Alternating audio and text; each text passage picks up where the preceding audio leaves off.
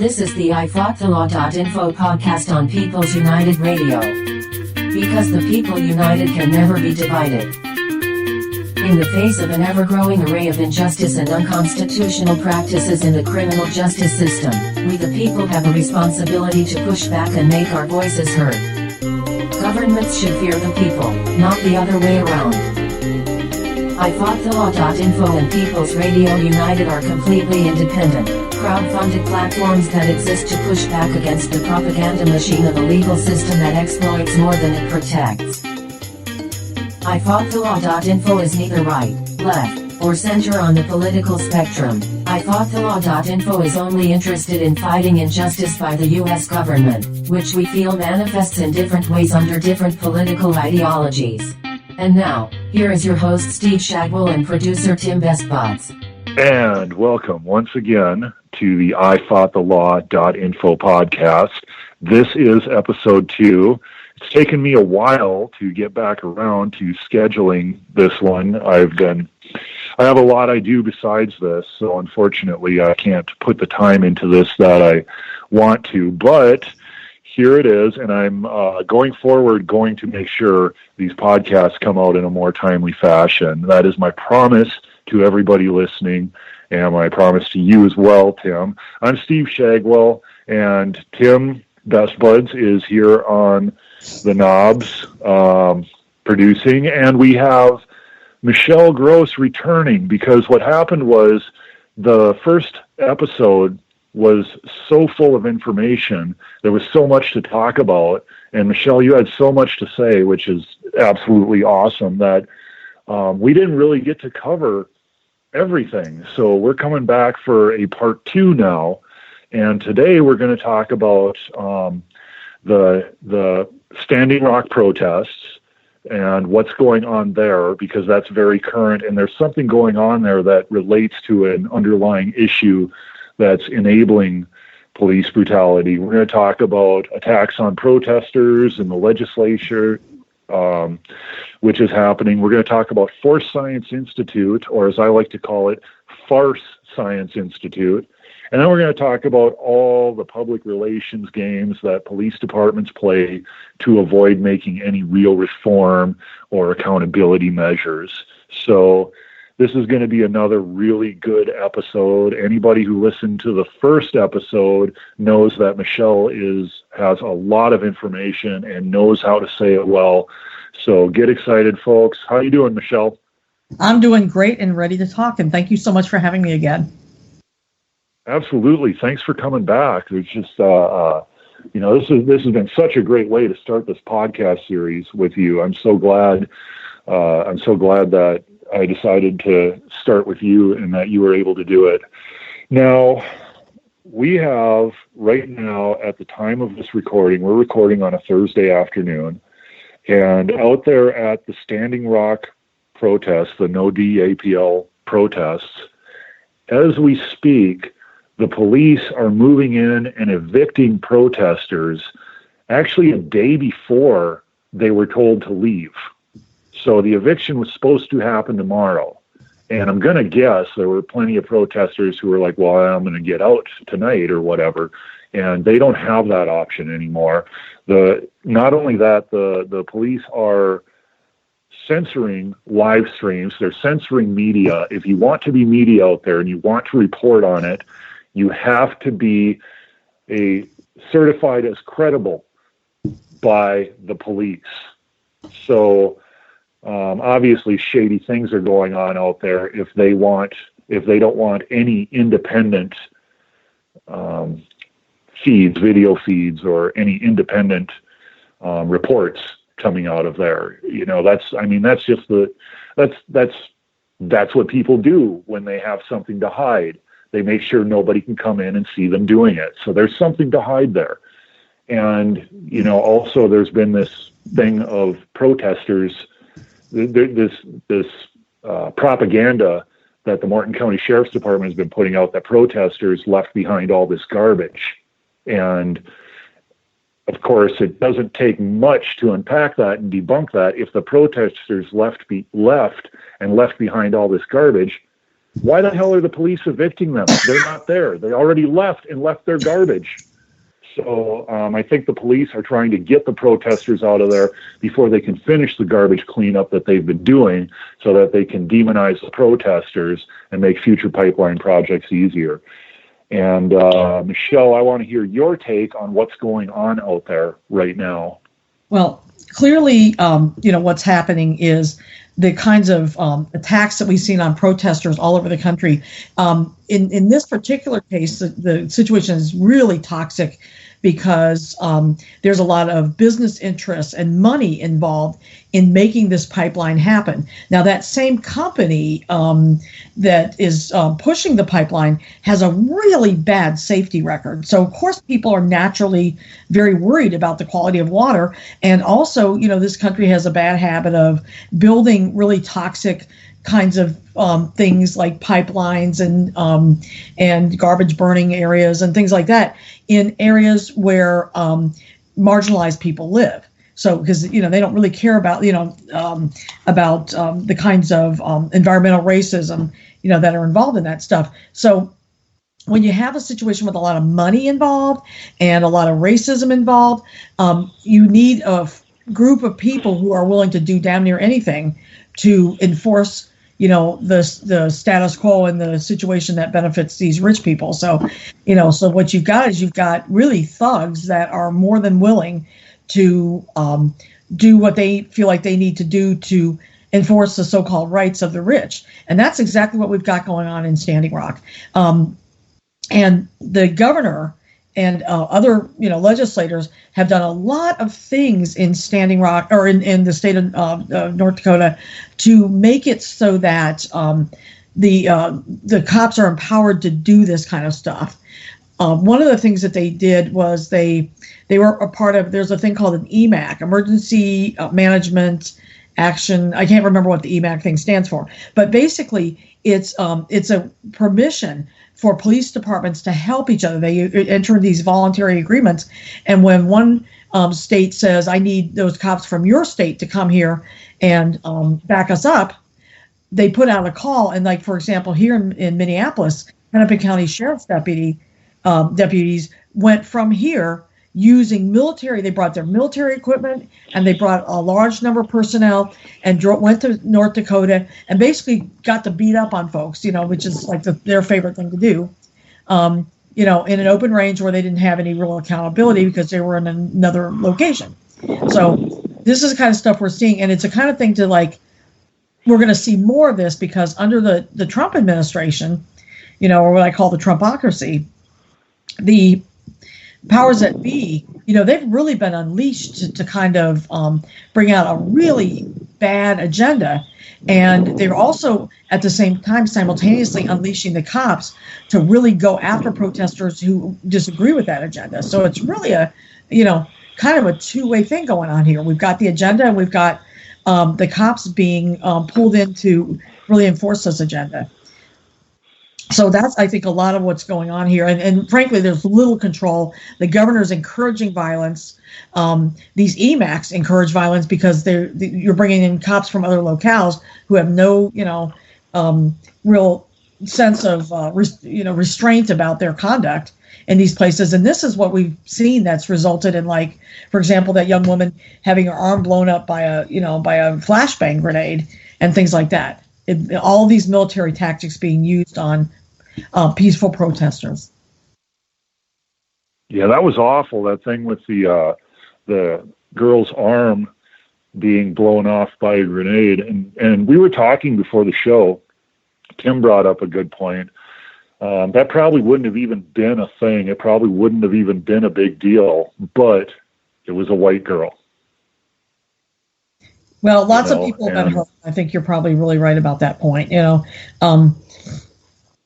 It's really about, it's not just, so now what we know, I think it's what Standing Rock has laid bare that a lot of people didn't get before is that it's not just like some rogue cops kind of out here operating on their own and, some bad apple and all this foolishness. This is systemic brutality and violation of rights of peaceful protesters, people who haven't done anything wrong, they're protesting to save the environment for everybody. And here's these courageous people doing this stuff, and they're getting brutalized wholesale. And it's not just, like I said, some rogue cops. This is by the direction of the, Energy Transfer Partners people, the governor in league with those people. They're telling these cops to do this, to brutalize these people. And so, people have to be very clear. This isn't like just some rogue cop, whatever. This is by definition, by design, by, it's planned this way to do this. And part of why I think, again, and even coming from the Trump administration and from the top like that, it's to show, what, people, don't resist. There's no, you're going to get hurt if you resist. You don't have any rights. We're going to trample your rights, with impunity if you resist. The resistance is futile type thing. All of this kind of stuff, I think, is very much where they're at with this right now. And it's so, in other words, it's a coordinated effort, multi-state, that is 100% encouraged by the government and the profiteers that are making the money off these projects. Well, yeah, I don't think it takes a rocket scientist at all to figure out that Morton County Sheriff's Department is on the oil company's payroll. I mean, it's under the table, no doubt, but like at this point, it's just pretty much a foregone conclusion. Is there proof of it? Not that I've seen, but the actions of the Morton County Sheriff Department is really telling in this case. And it's, oh my God, this just really sucks because a lot of precedents are being set here. And I knew it was going to be slightly different way, Steve. If it's okay with you, I'd like to frame it slightly differently. I think it's a taxpayer subsidy to the Energy Transfer Partners security force. I think it's the other. I mean, I think the taxpayers, what they've decided is that this thing is going through no matter what, and the taxpayers will have to pay for busting heads to force it through. And so I think it's actually kind of, I mean, I don't doubt that. I'm sure there's some kind of a thing where they give them a little money or whatever, and they do things and buy them donuts or whatever the crap they do. But I think that what really this is taxpayer-funded security for a private corporation that is despoils our environment on a very regular basis, and and on top of it is violating Native American treaties. And basically, the government's just saying, "Screw you! You have no rights." And while you're at it, we're even going to make you pay for it. Yeah, I will go along with that. Can I say something? It's funny. Oh, go ahead, Tim. I think it's both what you guys both said kind of put together, because I think how it works is the pipeline companies, the big oil companies, put money into the city and the politicians, who then fund things for the police like weapons and tanks and military things that they think are cool, and for the personal officers, they get overtime to go out there and brutalize people and have fun doing it. I think it goes all the way down to everybody kind of benefits. Yeah, I think that's right. it's very hit the nail on the head there, Tim.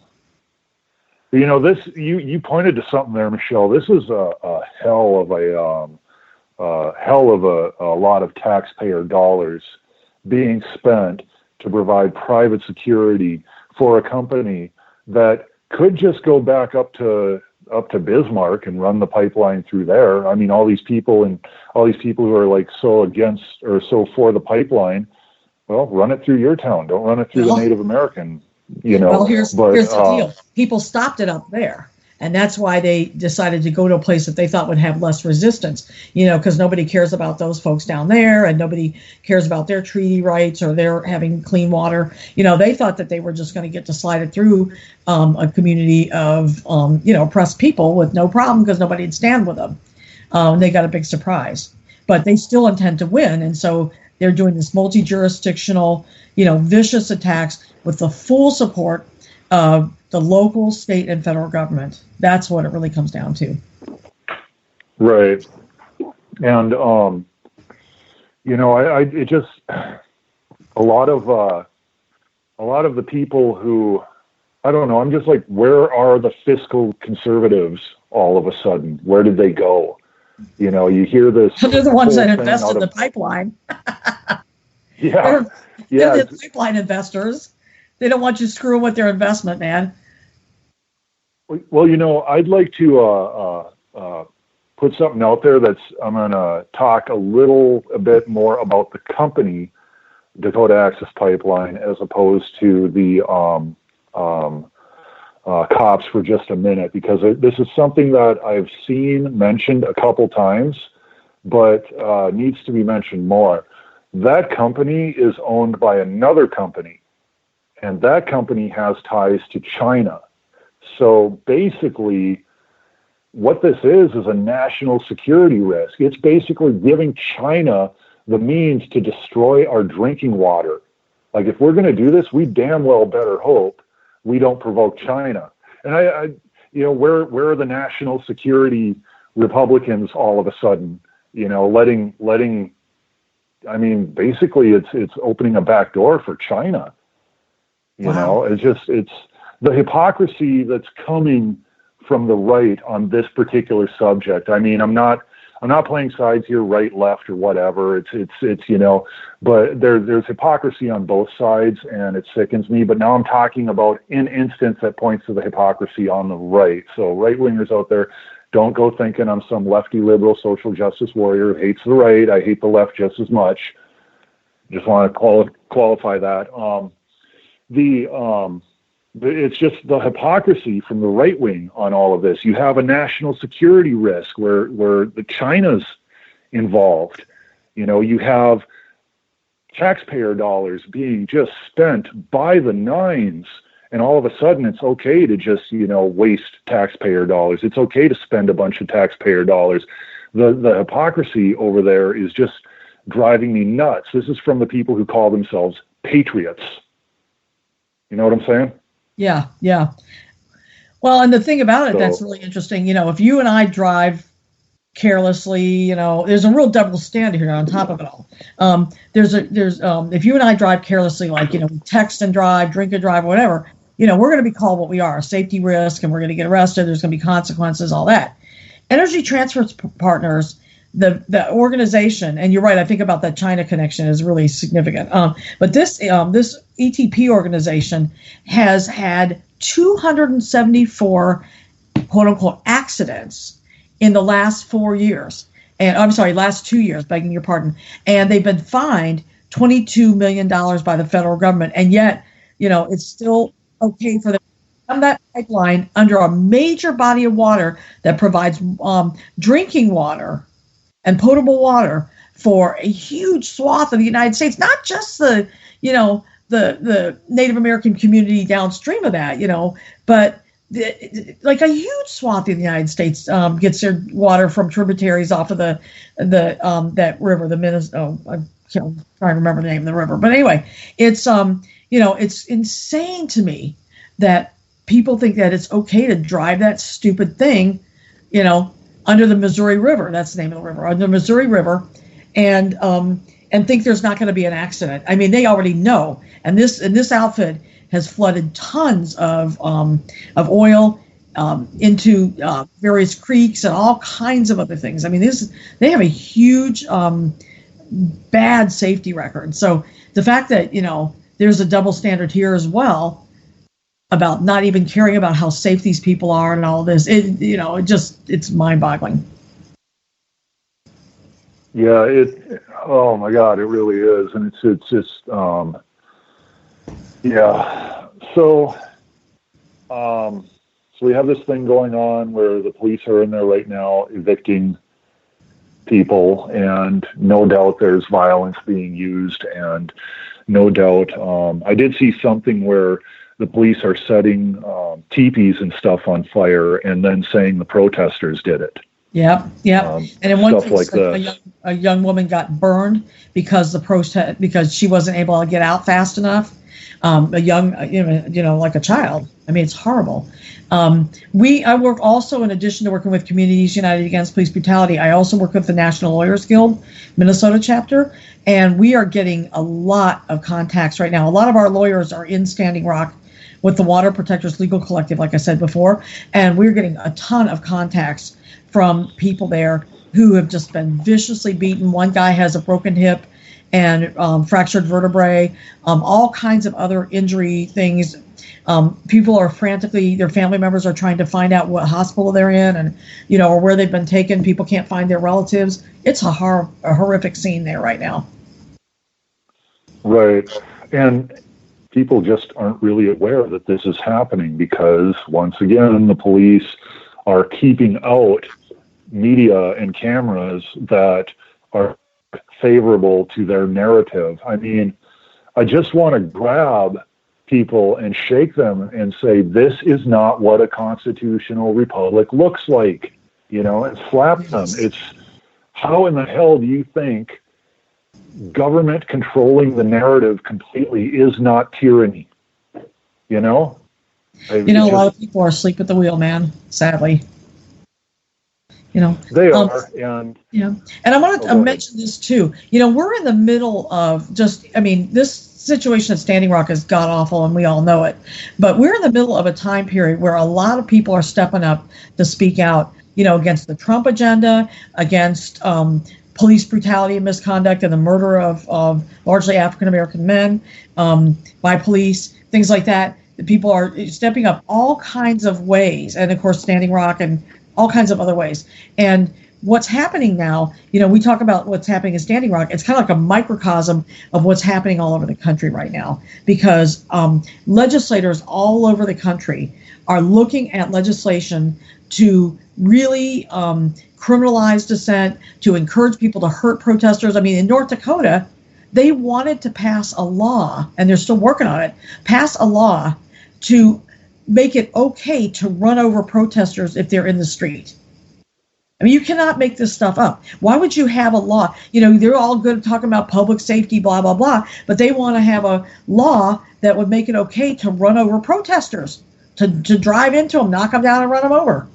I mean, are you kidding me? Mm-hmm. Why is this acceptable, in any kind of a, civilized society? Our own Minnesota legislature, we have 7 different laws that basically criminalize dissent of any kind. I was at the Capitol yesterday testifying against 4 of these laws that would basically make it a gross misdemeanor where you would go to prison for a year and $3,000 fine for blocking a road of any kind.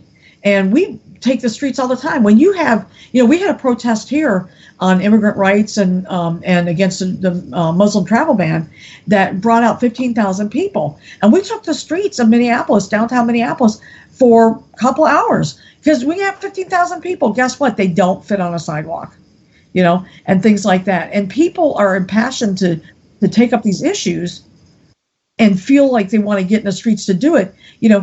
One of the things that they kept saying at the legislature yesterday was like, you can have your First Amendment rights, but not that way.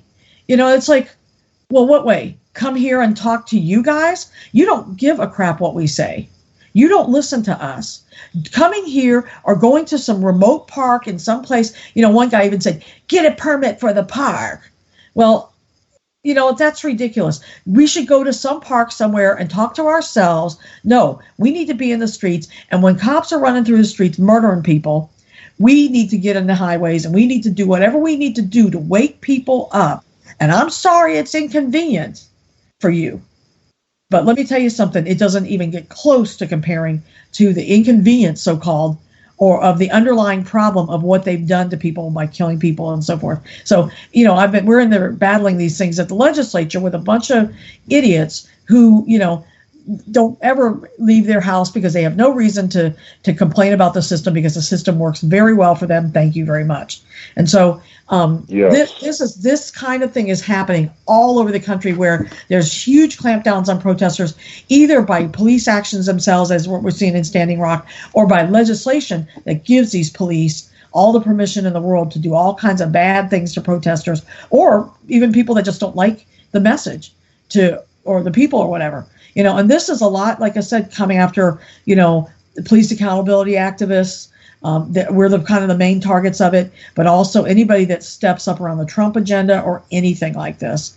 Our legislature, like I said, these bills, one of them made airports, like it's illegal to do a protest at an airport. Hello, the airport's public property. We paid for it.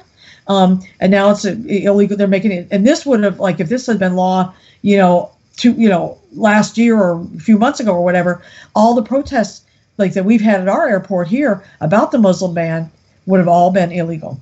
So they're doing all kinds of things to try to make make it as hard as possible or as painful as possible to protest. They're trying to chill people's rights to do it. It's horrific, and people really have to step up. Legislation makes you want to just like fall asleep when you hear that, right? And going and paying attention to these people and anything of what they're doing. But if we don't do it now, it's one way we have to stand up for the right to dissent in this country. And believe me, we sure as hell need to be dissenting in this country right now. Well, I'm glad you touched on the whole thing of go protest in a park, and how that's just talking to ourselves, because, they want us to protest in parks.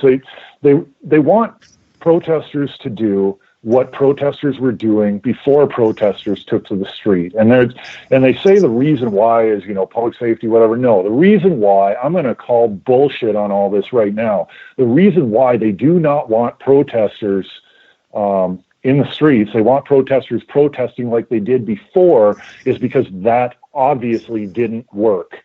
People are like, well, why weren't black people protesting about things earlier? They were. You just didn't notice, because they were doing it in very eloquent, awesome ways in places where you didn't see them, and I mean, that's what it's about. It's about demeaning protests back into something that isn't very effective, because this stuff with the roadways, it's getting attention, it's getting noticed, and we can't have that. And that's what this really is about. And anybody who says, well, you can have a right to protest, I'm just concerned about, the streets and emergency vehicles getting through. That's bullshit, okay? I've been at protests where I have seen emergency vehicles allowed to pass through. We always allow them to pass. It's ridiculous to even bring that up as a point. Here's the thing. People have always wanted to have protests in ways that were visible and effective. Back in the civil rights era, there were multiple efforts to try to get at the issues that were going on and trying to really do this in a way that was very, very public. So back in March of 65, for example, people tried to march from Selma to Montgomery. And when they got to the Edmund Pettus Bridge, a bunch of brutal cops wielded billy clubs and tear gas and all kinds of things at these people and attacked them viciously and drove them back. Then they tried a second attempt about a week later and got pushed back again. Finally, they went to the federal courts and they asked, they sought a court order allowing them to get to start their march, in Selma, cross the Edmund Pettus Bridge and go to Montgomery.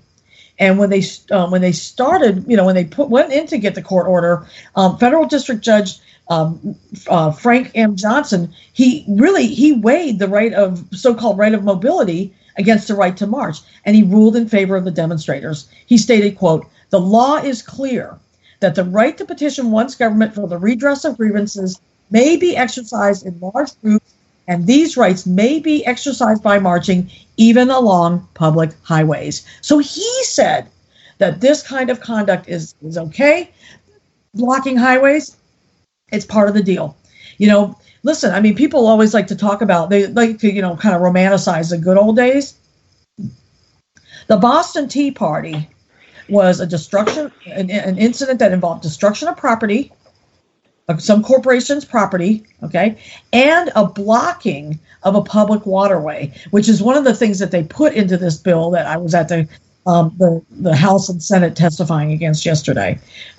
These things, If those laws would have been in effect back then, people would have gotten, again, imprisoned for a year and charged the functional equivalent of $3,000, which is insane,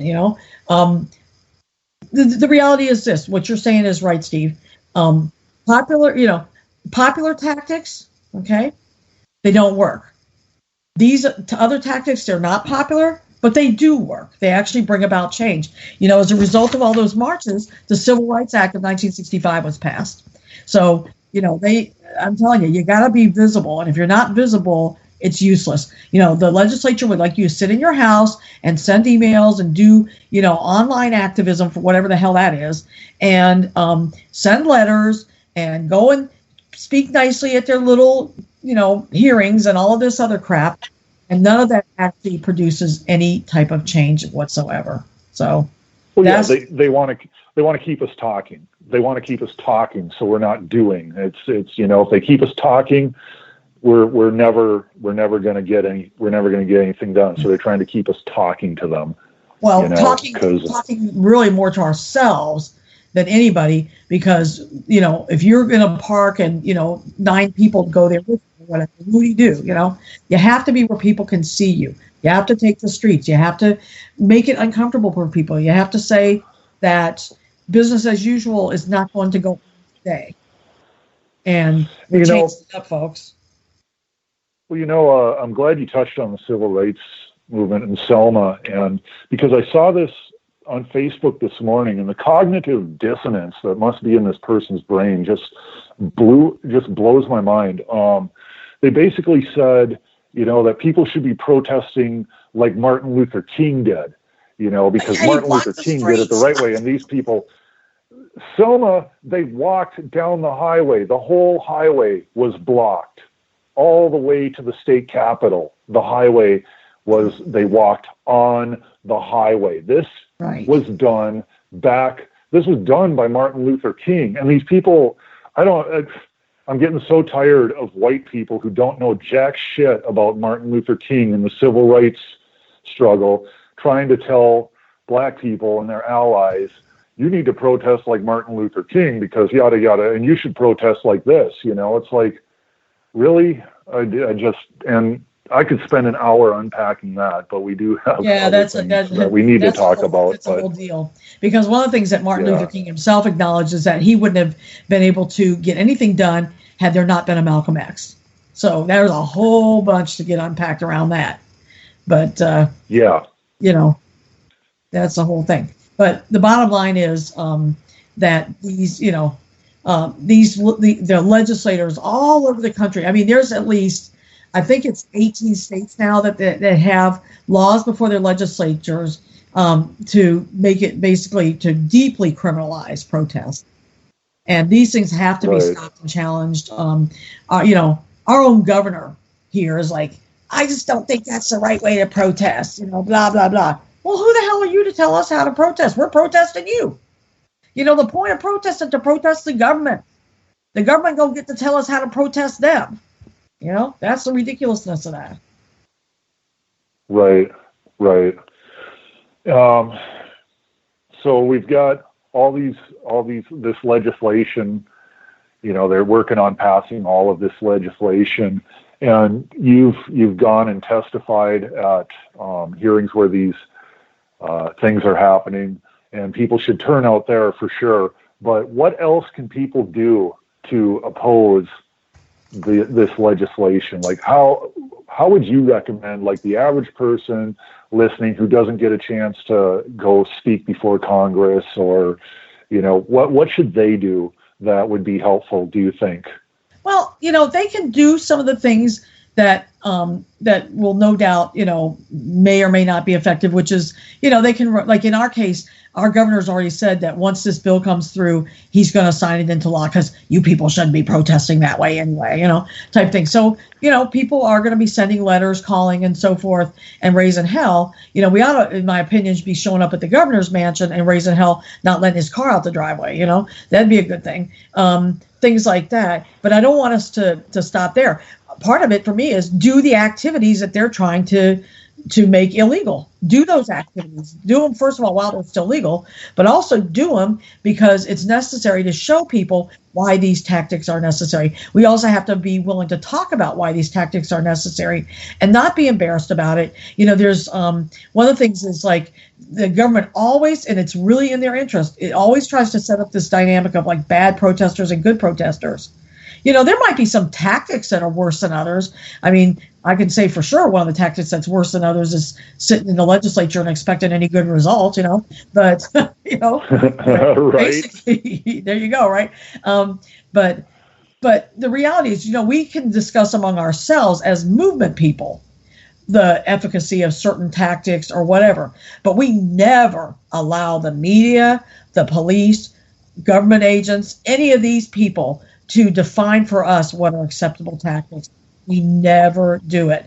Here in the Twin Cities, back in 2008, we came up with a thing called the St. Paul Principles. And that was something we developed right before the RNC to help us work in a more cooperative manner together as the movement. And basically what it says is that we respect the diversity of tactics separated by time or space. Meaning, in other words, we can all do whatever we feel is right as long as we don't step on somebody else's demonstration or action and put them at risk when they weren't expecting to be. So that's really what that's about. And then we say any movement criticisms happen within the movement and never to the media or anything like that. And then the third thing we say is we do not assist the police in targeting other activists or in criminalizing those activists. So we keep our criticisms internal to the movement. And I think that kind of stuff and just plain not working with these characters, don't get a permit for your action, just go do the action. Don't validate the stuff they try to do to hem you in. Do not do it. We always get this all the time when we do demonstrations here. Do you have a permit? No, we don't. We do. It's called the First Amendment, and we just don't cooperate with those systems in any way that validates those systems. And I think that's very, very important. Cool. So what's our next thing? Tim, you had something that you wanted to bring up for discussion, right? I'm not sure. Do I remember that right, or no? I was going to say, I was going to ask Michelle if I saw on the news the other day that I think it was a senator was, at the town hall meetings that some protesters came in and pushed him out. So he's saying that them yelling in a town hall meeting is essentially violence and has to be stopped. Is that the guy you were talking about? No, that was in a different town hall meeting in a different state. A lot of legislators are catching hell, and legitimately so, for going along with the Trump agenda. And, I say let it come. And here's the thing. We have the right to redress our government. The First Amendment applies to us, not to some cracker who is a representative of that government. Maybe you want to hear what he has to say and all of that and make him have to apologize and bow and scrape or whatever he's got to do at his town hall meeting. But the reality is that the First Amendment belongs to us, not to the government. And so that's the thing that people have to get about all these bills and all this other crap, and these people that try to shut you down when you go to a town hall meeting or whatever. These people answer to us, not the other way around, not the other way around. And so that First Amendment belongs to us. So I'm glad people are out there giving them hell and doing what they need to, calling them out on all the stuff that they're doing. And any idea that you shouldn't be here protesting, that's violence. There's no such thing as violent speech. That's stupid. That's a stupid construct, especially coming from an idiot in the government. That's just a total construct. Most of what people term as violence isn't actually violence. Even destroying property is not violence. Violence is actions you take against people. Not destroying property, not speaking your mind, not yelling your mind at a public forum of any kind whatsoever. Right. Our politicians these days, my God, I've always hated them, but Jesus, what are they doing? So I want to talk now about, go ahead. No, I was going to say, and because one of the things we were going to talk about today is kind of like the PR campaign thing and some of that stuff. And this is also part of that PR campaign. It's part of the construct where they try to make it like, well, I'm here, you're interfering with my First Amendment rights. No, you're a member of the government. You don't actually have them. They belong to us. You're here representing the government. So sit down, shut up, and listen. Yeah, yeah, absolutely. So now the next thing I want to talk about is kind of ties in also to public relations games that police departments play. So this will be a great lead-in to that, because there is this guy that they bring in, and his name is Bill Lewinsky.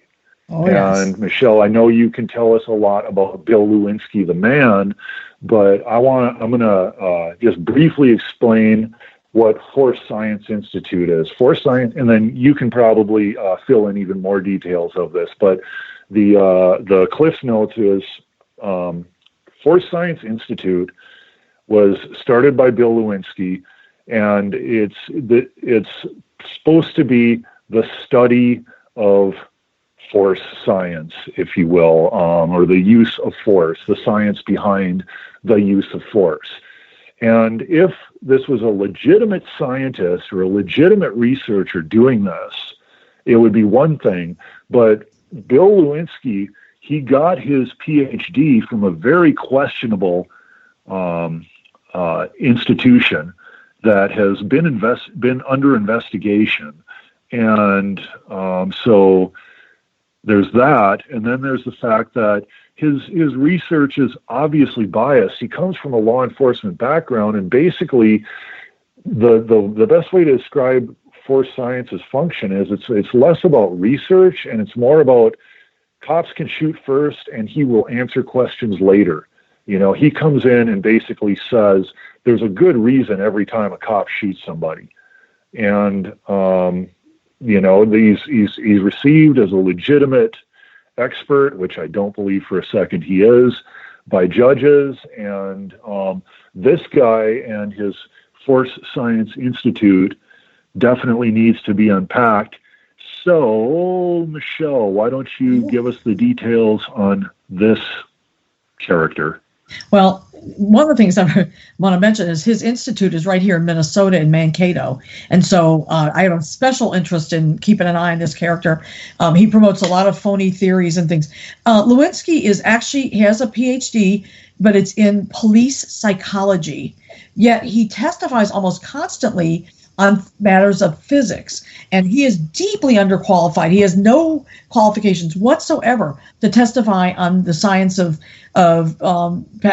physiology or physics and the human body or anything like that. He has no qualifications whatsoever, and yet because he talks really pretty and all this stuff, he keeps being an expert. The one lucky thing is that a lot of a lot of lawyers that specialize in police brutality lawsuits know about this guy, and they have challenged his expertise in many instances, and he's been found to not be an appropriate expert many times. In fact, in Canada, he's actually been barred from ever presenting expert testimony anywhere in Canada. And that's a very good thing. Yeah, he's been barred from Canada. Not physically. Nice. I mean, if you go on vacation there, he can do it, but he can't testify in a case because he's found he starts with the end and figures out how to manipulate things to get back to, justifying that end. So things like he came up with ideas like if a bullet hits a person, sometimes people are saying, how can you shoot the guy in the back, right? And we've got, many cases where a person's running away from the police, they shoot him in the back, there's an entrance wound in the front, an exit wound in the back, and he actually testified in multiple police cases that when the shot entered from the front and hit the bone, it spun the person around to the back, and then subsequent shots shot the guy in the back. I mean, this is like crazy talk. It's nonsensical. Now that there's more videos, you can't get away with as much of this crap. But this guy's whole goal in life is to clear cops from having any responsibility for anything they do. And the other thing that he does, and he makes a lot of money doing it, besides being an expert witness, what people really call a professional expert witness, and just standing up for these brutal cops. The other thing he does is he does a lot of the training, and the training is basically his whole goal, as he calls it, is building shooters. Basically, it's us versus them, and you shoot first or you're going to go home in a body bag and blah, blah, blah. He does a lot of that kind of cops as warriors type of training, which has now been shown to make cops do a lot of the kinds of things that happen, like the police officer shooting the officer Geronimo Yanez, just panicking and shooting Philando Castile for no reason whatsoever. This is like his case is the first and only case in Minnesota where a police officer has ever been prosecuted for killing someone. And even at that, they aren't prosecuting him with murder or anything like that. All the charges are assault charges. So, that kind of stuff. So basically, he's used to justify the unjustifiable. And the guy's, to me, he's got a PhD in psychology, but he does all this stuff with like neuroscience that he is grossly underqualified for, with physics, and that kind of stuff, which he's grossly underqualified for. That's why Canada said, you can't testify here anymore. You're just not freaking qualified. If you want to tell me what that cop's thinking about, or what you think he's thinking about, or what he told you he's thinking about, that's a conversation. Otherwise, shut up. Right. What you said is right about false science. I call them either I call them institute. I call them false science institute or farce science institute. Either one, because he promotes phony science and it's no basis. Oh, a couple other things. He writes a lot of journal articles, but they're in like these real arcane journals that are not peer reviewed. And when he has tried to get his articles peer reviewed, they've been rejected because, again, his so-called science cannot be replicated. And the only valid science there is science that you can replicate. If you do something and if you get the same result over and over again, no matter how many times you do it, that's good science. And if nobody else can replicate your results, that's bad science. And so people have, like the scientific community's really come out against him because he's overreaching and because his stuff can't be validated. Right. So that's basically who Bill Lewinsky is and what he does. But he actually, I believe you told me once, there's a history with him being a very brutal cop. Am I correct on this? He started off as a cop in St. Paul or something. No, that's a different guy.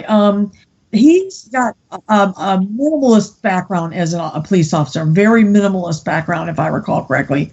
He isn't, like I said, I don't think he's got a lot of significance background. He just loves cops, basically, and he's going to do anything he can to really, bolster cops in these situations. He gets hired all the time because it's real true. It's real kind of beneficial to, I'm sorry, I'm like looking at something right now while I'm trying to talk to you about this because I want to make sure that I get my facts straight. He's a guy that will sue the crap out of people if they don't get their facts straight. And since I'm not interested in getting sued by this guy. Oh yeah, by the way, the name of the place that gave him the PhD is a place called the Union Institute in Cincinnati, Ohio, which is like some half-baked, uncertified type school, and basically he's let's see, what was he?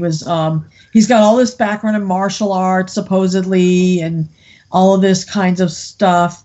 I'm not even sure that he ever was a cop, or if he was, I think I understood that it was like for less than a year. He was like a part-time substitute cop for less than a year or something on that order. But he has little. Oh, go ahead. No, you first.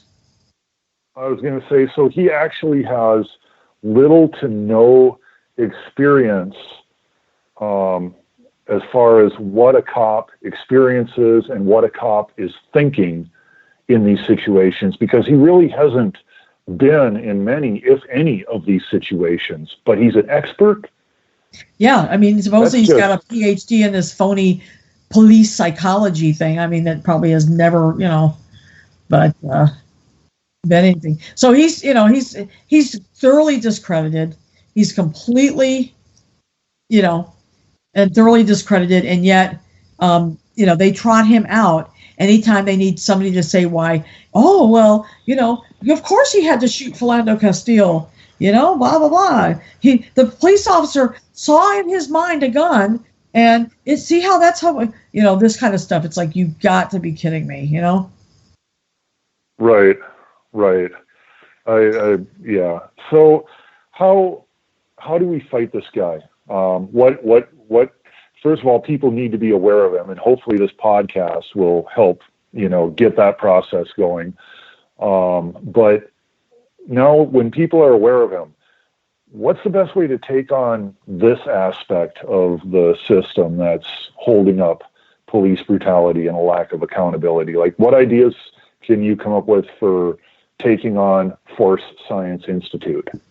Well, one of the things that we have done, is that when it looks like he's going to be in any cases, we basically make sure that people know. We make sure that the prosecutors or whoever's, like, if it's a civil case, the civil attorney know about this guy, because he is poison, man. He just lies. He makes stuff up.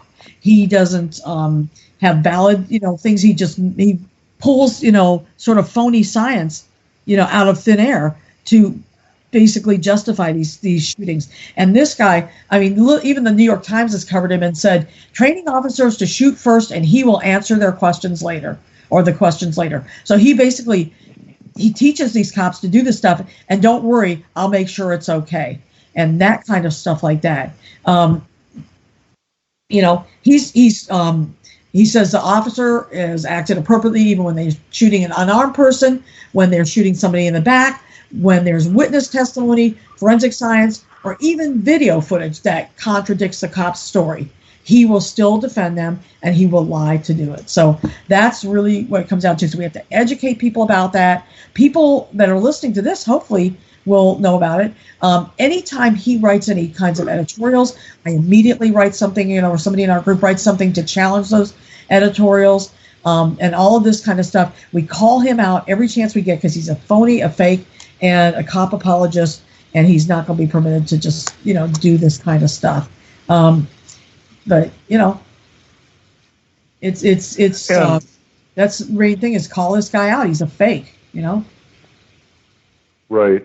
He definitely is. And yeah, I know he's very lawsuit happy. So should he catch wind of this, I just want to say, go ahead and sue me, Mr. Lewinsky, for anything I said. I actually am broke because I had a career in front of me that I was about to enter, but right before I could finish school, police brutality came along and changed my life, and I have no money for you to take from me. So piss off.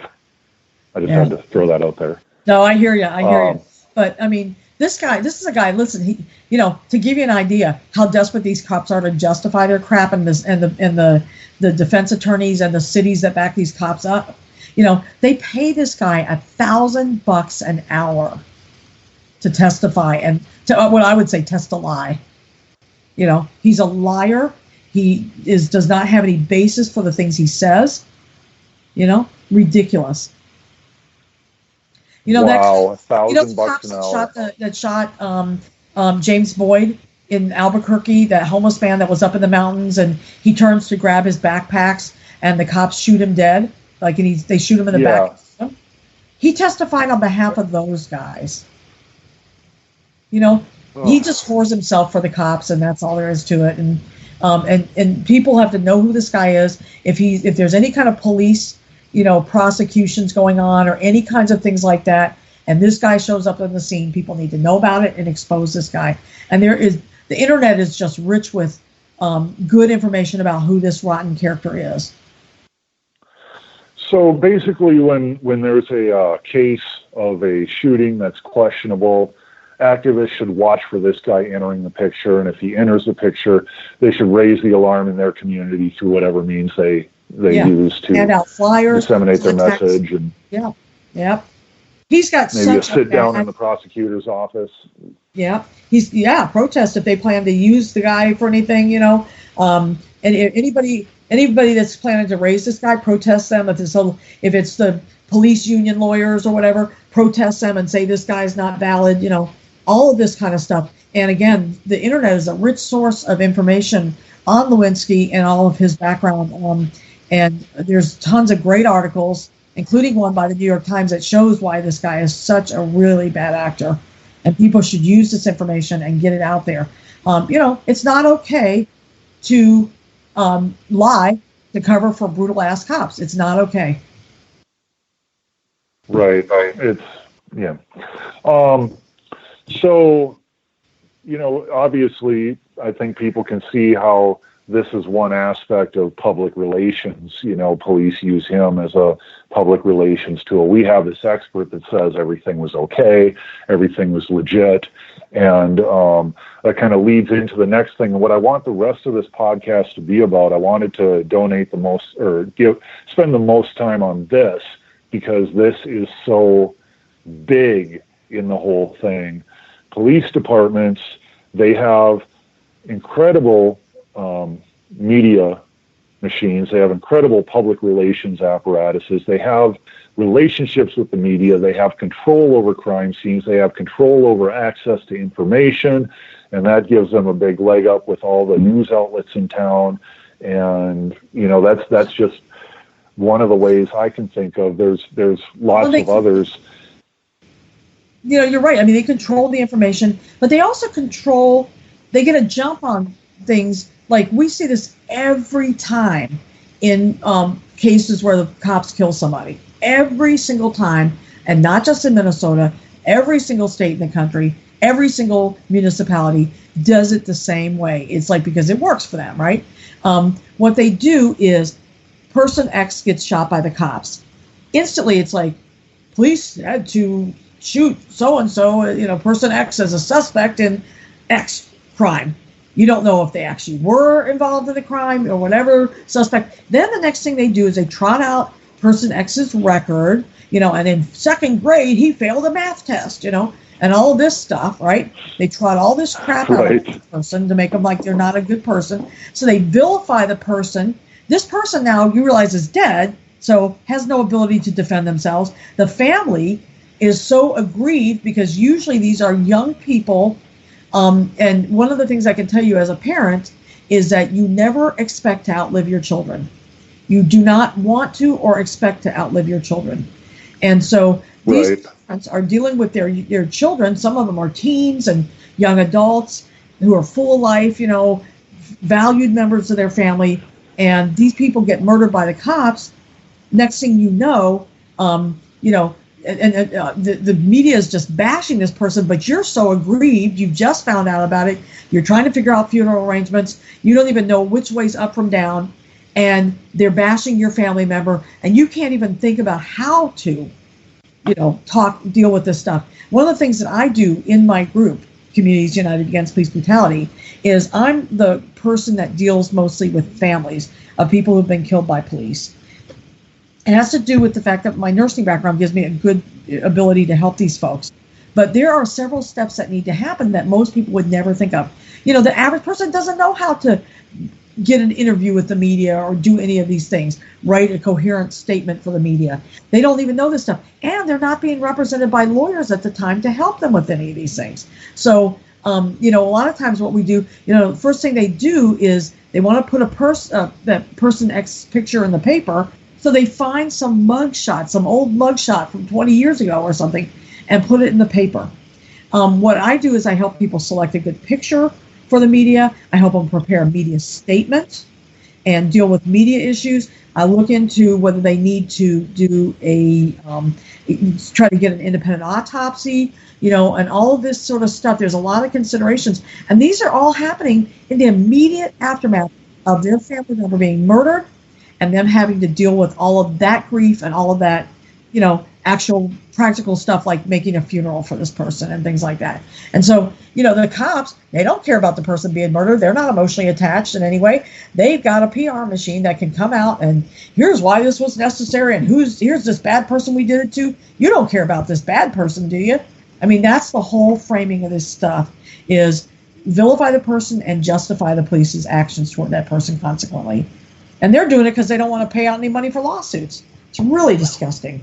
It's kind of like the capitalist answer to police murders of people, Right. One thing I've noticed is when somebody is shot by the police or assaulted by the police really severely, if the police had a reason for shooting that person, that most common sense people would say, well, yeah, if I were in that situation, I'd have to do that too. They can come up with video really quick, right? You know, but right. then if it's shady, if the reason is not good, I notice all of a sudden, well, it's part of a murder investigation, or it's part of a criminal investigation, and we can't reveal it because that would compromise the integrity of the investigation. You know, it's like these two things, and we actually have a thing here in Wichita, and where a police officer shot somebody that he was chasing, a suspect he was chasing, and they said, well, he was running into a packed auditorium with a gun. So the officer, and he had shown signs of violence, so the officer had to shoot him for the safety of everybody in the auditorium. Well, a lot of people said, well, yeah, that's that makes sense. And let's see the body camera footage. Well, what was released was not the footage. What was released was a still video that was blurry, that the person may or may not have had an object, that may or may not have been a gun. You can't tell by looking at this picture. And that's all they've released. And now it's a year later, and they haven't released that. And this happens, you know, I'm talking about Wichita right now. There's some very cool cops in Wichita. You know, I've run into some cops who are very cool. They're very friendly, and you know, I'm not trying to slam Wichita and say Wichita is bad. Coming from Minneapolis, I can tell you it's a lot nicer here in Wichita than it is in Minneapolis, and particularly St. Paul, as far as police go. But you know, this happens not just in Wichita. This is happening all over the place. The police are sitting on body camera video, or they're releasing a still that doesn't tell the whole picture, which kind of goes back to last week when we were talking about body cams aren't really a solution, because the police only release them when it benefits them. You know, what's the point of the body cam if we can't see it? Well, hell, they don't even take the footage, or maybe they take it and erase it when it suits them. But, you know, I want to go back to something you said a second ago that caught my attention. You were talking about, you know, some of the police are very cool there in Wichita, you know, such and so forth. It isn't actually about good cops and bad cops. I'm going to go right back to the thing I always say. It's about a bad system, because it, you know, allows these things to occur, and it does nothing to stop them. It doesn't discipline them, thus, you know, encouraging the bad conduct. So it's a bad system because it validates bad policing by not addressing it in any meaningful way. And so, you know, you could have a lot of really cool people in Wichita. Maybe their system is even better, probably is better than Minneapolis. But it's not really about the people and all that. It's about, you know, the institution, because it validates bad policing for a whole host of reasons, not the least of which is financial, but also because bad policing serves the interests of some people. Brutal policing, you know, bad policing, whatever frame you want to, police misconduct, whatever frame you want to use or call it, that stuff actually benefits some people. Some people derive a benefit from that. And you know, and by that I mean generally the elites, the people that run things, the powers that be, you know, whatever name you want to use. They derive a benefit from keeping things in the status quo, kind of keeping the riffraff so-called down, you know, this sort of stuff. So we have to think about who benefits, you know, from police brutality and misconduct. Any problem that continues to go on is because somebody wants it to happen. And it's, in this case, it's a lot of somebody's, you know. Yeah, definitely. I remember they can figure out ways to solve them real fast, but basically, this is a problem that they like. So, you know, I want to just throw that out there. No, you're right. I remember Dave Bicking from your organization. He once told me, he just said, you know, the dirty little secret is the city loves its brutal cops. The city wants this to happen. Oh yeah. You know, and yeah, he's absolutely right. So, I want to talk now about not just, you know, we we've covered how these shootings are framed in a way that demonize the person, whether they were doing something wrong or not, and it's favorable to the police. And there's a lot more going on than that too. There's also a bigger thing of where police departments are now talking like, well, we're making all these positive changes, and they have social media, and they have their officers goofing around on social media, and everything looks so friendly, and they talk about, they talk about how they're raising standards and this kind of stuff, and like you said on the last episode, kumbaya shit. Yeah, that's what I call it, kumbaya shit. It's immediately what came to mind when you said that. Well, I do want to, before we go there, I want to mention one more thing, and that's it. You're talking about PR with the cops and all this sort of, and frankly, these kumbaya things are really part of that same PR. But there's the media plays as well. The media, rely on the cops for news about racy and sexy things like crime and incidents that occur and stuff like that. So they're really largely dependent on the police for information that to fill up their newspapers and their TV news reports and all of this stuff. They need this stuff, and they sell this stuff. It's their medium it's their product, if you will, and they need the police to help them produce that product. So most of the media is quite loath to ever challenge the actual cops. In Minneapolis and St. Paul, it's as stark as this. The Minneapolis TV stations will never cover wrongdoing by the Minneapolis police, but they're happy to cover it in St. Paul. The St. Paul news station will never cover police misconduct in St. Paul, but they are more than happy to cover it in Minneapolis. It's really funny living in a city that's essentially a metropolitan area that's split into two with a river running down the middle, because you see the dynamic all the time, and it's clear as a bell. So the media plays an interesting role because, again, they don't want to do anything that's going to disrupt that relationship that they have with their people, with their source of news. They really don't. And the other thing is, they simply, even when the media is given stuff that's pretty close to a pile of and they know it is, and it's stinking, they will still cover it like it's fact. They don't say, the investigation is going to focus on this, or they don't say, this is the alleged this or anything like that. They cover this stuff like it's actual fact, and that's a big issue in terms of making sure that that there's some kind of balance in the news. These media just constantly go along with the program, and that's another reason why people who are victims of police brutality get screwed over, because the media has vilified them, and no jury in the world's going to take their side of things, and stuff like that. So, I wanted to kind of throw that out before we start talking about the cops' own media, which is their social media and all their little kumbaya crap, as we talked about before,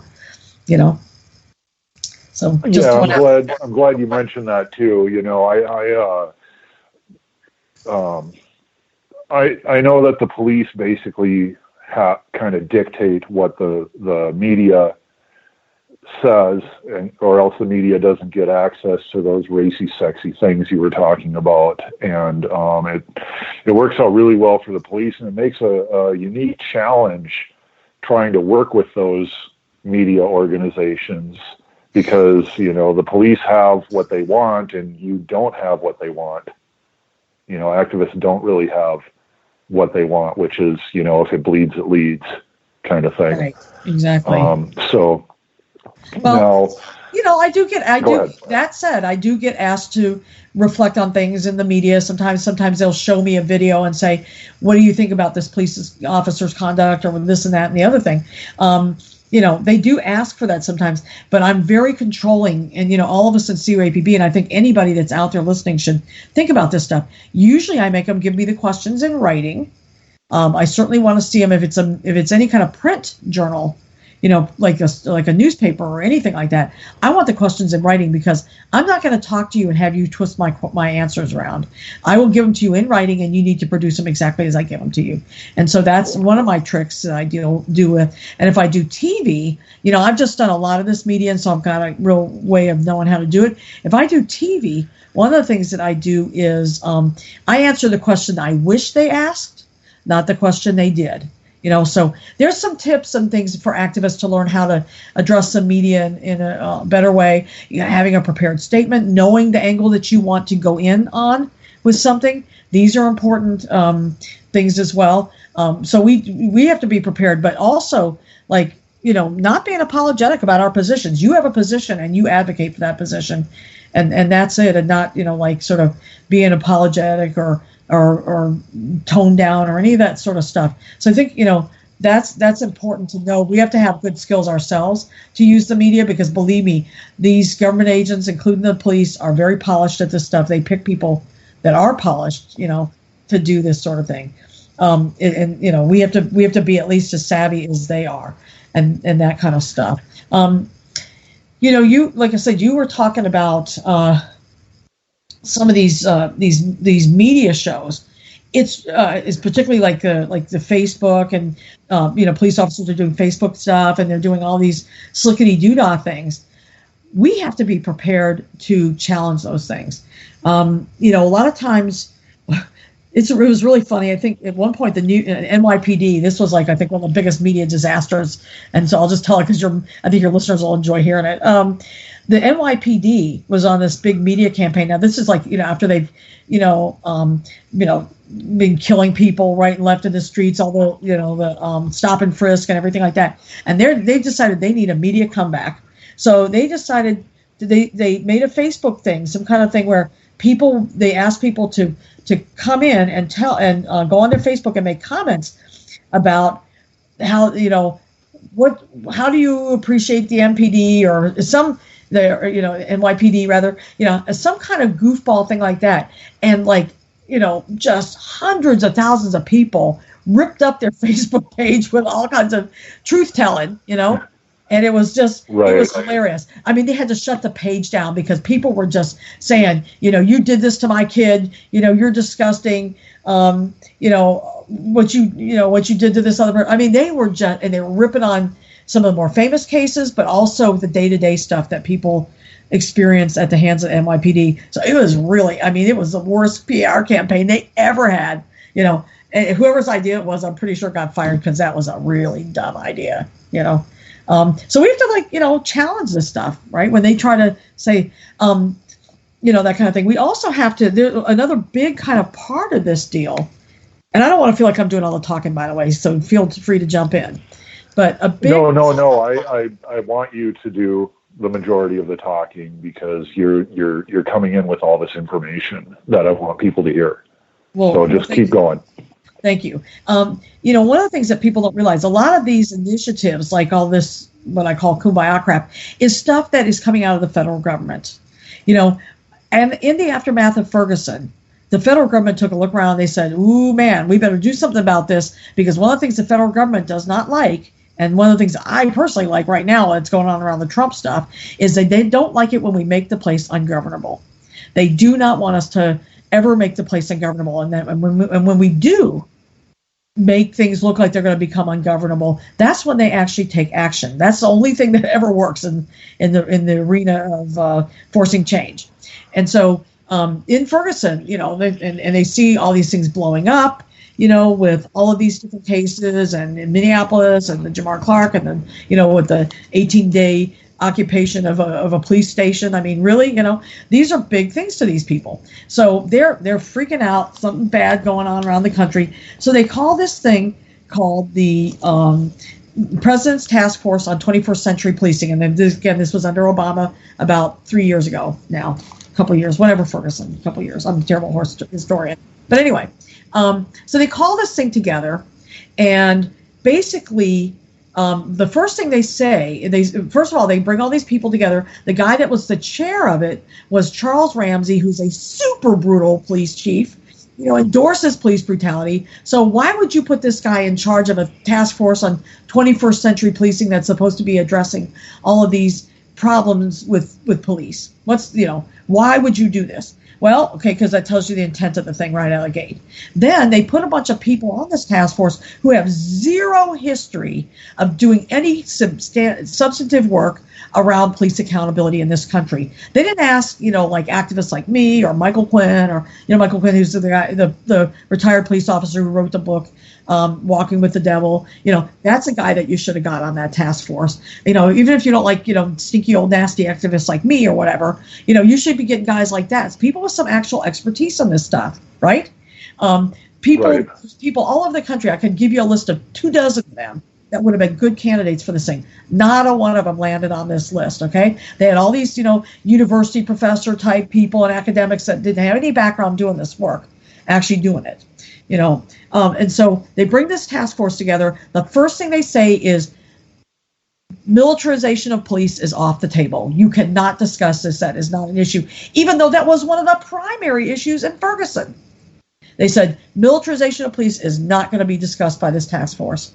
They were supposed to go city to city and gather information. They went to D.C. and I think Cincinnati, Ohio, or Cleveland, Ohio. They went to two places and gathered, I don't know what information in what format and how they did it, but there's no appreciable information about that. They get no information from anybody. They don't go to any other places where there's problems, actual problems. And one of the places that they didn't even go to was Ferguson. So then they do this task force. They come out with this little list of recommendations. Maybe one or two of them are slightly valid. The rest are nonsense. And then the one big recommendation was, wait for it, body cameras. So right. Now you know where all this money's coming from. Why Minneapolis got $1 million or whatever, $500,000 or whatever for body cameras that we could buy. St. Paul just got $500,000 for their body cameras, because they know this is what all these agencies, these kinds of things do, these task forces and projects and whatever else they call them. These things always are about coming up with a solution that doesn't actually solve the problem, that does not in any way actually challenge the status quo. Because the problem is not, and they come up with all this crap about police community relations and woo and all that. Because the problem isn't about police community relations. The problem is about a lack of accountability. That's it. If you had accountability, you wouldn't have a problem with police community relationships or trust and all this other crap. Also things that came out of this, that's it. Also things that came out of this idiot task force was this little new thing that they're going around doing, National Institute for Trust and Justice. What they're doing is they're coming up with these lists. They meet with the police chief and they do all these things, and they put people on the local task force. It's like a local version of this national thing. They put people on there who have no accountability to the community, who are not considered leaders in this movement in any way whatsoever. Are not, they put people and they might be like an African American person, but they're not a person who people will trust in that community as an actual legitimate leader. They pick these phony leaders that usually are on the payroll of the city anyway. And they put these people on these committees. They meet in secret. They're not accountable to anybody. And then they come out with all of this kumbaya crap. And one of them here, for example, was, the Minneapolis police will value the sanctity of life, yeah, my foot. That should be a decision making. The number one principle on whether to use force is the sanctity of life. Let me tell you, it didn't stop him from swinging one billy club, tasing one person multiple times, or any other thing. It means it's like this kind of aspirational goal, maybe, right? But not an actual policy, and not an actual thing that you could discipline somebody for violating. So, having if you and I said, oh, we'd like to be rich someday, or whatever. That's a silly goal because you make no plans to get there, and there's no consequences for not getting there, So again, right. These are the kinds of sort of things, and they look very good on paper, and they make a nice media report, in the media. But the reality is they're useless, and they don't benefit the community in any meaningful way. So it doesn't change things. It's what we see out there. But a lot of this stuff you're seeing, like Great example. St. Anthony Police Department. That's the police department that killed Philando Castile. They decided to go with a program with the DOJ, a voluntary program where the DOJ comes in and they work with the police department to reform their practices and to adopt best practices and stuff like that, which actually sounds very good. Best practices is a good concept. You should see what works well and what has proven itself to work well through studies and so forth, and adopt those things. In nursing and in healthcare, we do this all the time. We look at, like, does this kind of bandage work better than that kind of bandage? And then if that kind of bandage has less infections, and we can study it, and we know over multiple studies that it's got less infections, and that's a proven thing, then we're going to go with this other kind of bandage that has less infections. This is how we do things in healthcare. This is a good thing. So best practices is wonderful. But the reality is it's voluntary. The police chief can say, get the hell out of Dodge anytime he wants to. This is already a police chief that has gone to great lengths to defend the cop that killed Philando Castile. Do we think he's going to voluntarily change his police department? Come on now. What needs to happen in those situations where cops are acting in an egregious manner, like this police department that literally made 40, what was it now? I figured it out. I think it was 44% of the revenue of that city was coming from tickets that they were giving to folks driving through that city, so fines and tickets and so forth. And so this is really something, this is a city that's violating people's civil rights wholesale. Do we honestly think they're going to give up doing that just because they're involved in some stupid voluntary effort? No, these are a cops department that needs to be put in receivership, and they need to be forced by the courts to clean their act up. That's what works, not this phony kumbaya, let's all hold hands and get along better and stuff like that. And I just want to throw one more thing. We have a flyer on our website. People can find it if they go to cuapb.org and then go to the publications area. Under our reports thing on there, the tab, they can find a report where we talk about, the kinds of false framing that this whole thing is when you talk about police community relations and trust and all this. We have to talk about a phony framing that is, because when you talk about police community relations, you're really saying that the community owns 50% of the responsibility for the problem. And we don't, because we're not the ones bringing guns into the neighborhood and tanks and dressing like Ninja Turtle, in flak suits and bringing military weaponry. What's that? Yeah, that's what I call it. But you know what I mean? We're not the ones coming in, like SWAT gear, to people's neighborhoods. We're not doing that stuff. We aren't the ones killing them. Yes, there have been some incidents, but those are typically extremists, and oftentimes white extremists, I might add, white supremacist extremists. But anyway, we're not the ones, doing this stuff largely. They are the ones killing us, and the numbers prove it. So, these kinds of initiatives, people just have to get real about this stuff. And one of our little specialties is when they show up at places like St. Anthony for community hearing, we put out all the hard questions. We show up with flyers. We educate people about what these programs are about and what they're not going to be able to do and why they're not going to be able to. And we teach the community, how to address these things. And largely, one of the ways to address them is just, frankly, ignore them. They aren't going to do any good. They aren't going to make anything. And the other thing to do is to go to the city council or go to your police department, whatever it is, and demand that they do something real. Or you demand the federal government get in here and do a receivership or something that actually matters, not foolishness where we all come together voluntarily and if we just trusted each other more and blah, blah, blah. That's all crap. If the cops behaved correctly, there would be no problems with community relations and there would be no problems with trust. It is about acting correctly and having accountability such that there are consequences when the cops don't. Period. End of story. So, right. That's me, and we put this out every single time, and people love it when we do this because we change the entire tenor of the little event. They thought they were going to come and have a little lovely kind of kumbaya deal and have a nice little fun thing where they do their PR campaign on the community, and we flip the script on them, and man, has that been effective. I would really urge people to like get boned up on this stuff. It doesn't take any amount of work because all their stuff's on the internet. They like to do good PR campaigns on the internet too. So it's very easy to see how phony their stuff is.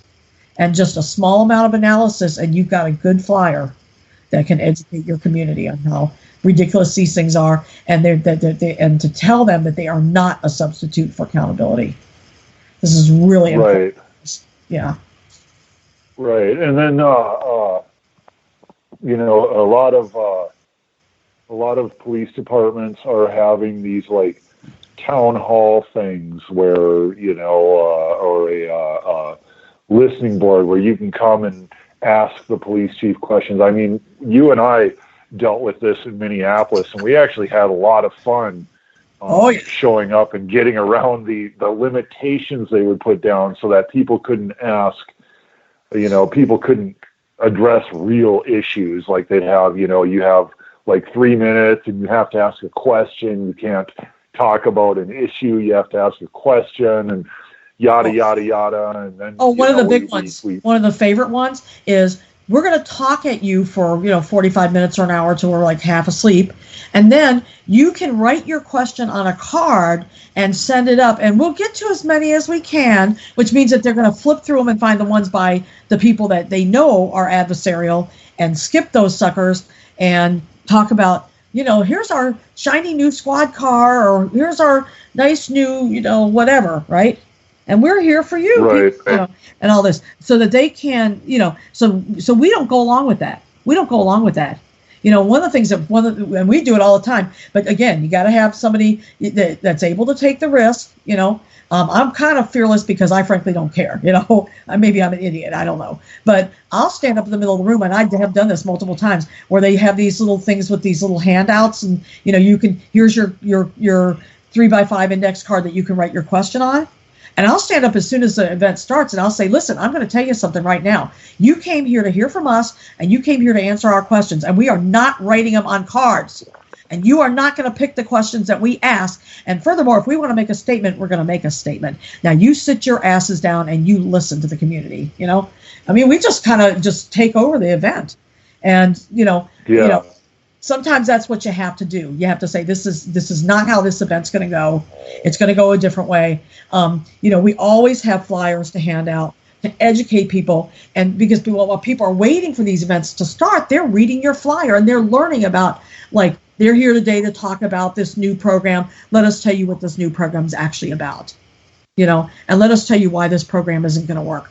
Like tomorrow, I'm going to a conference in St. Paul that the Minneapolis what used to be Civilian Review Authority, now called the Office of Police Conduct Review, is holding, and they're going to talk about how great their model is, which is completely run by the city and the cops, even though they pretend it's civilian review. And I'm going to be there. I'm going to attend the conference, but I'm also going to be there early and hand out lots and lots and lots of flyers to all the people that attend to explain to them why the Office of Police Conduct Review is not real civilian review, and also explain to them the fact that they have 1,500 complaints in 4 years, and they have sustained and disciplined 4 of those complaints.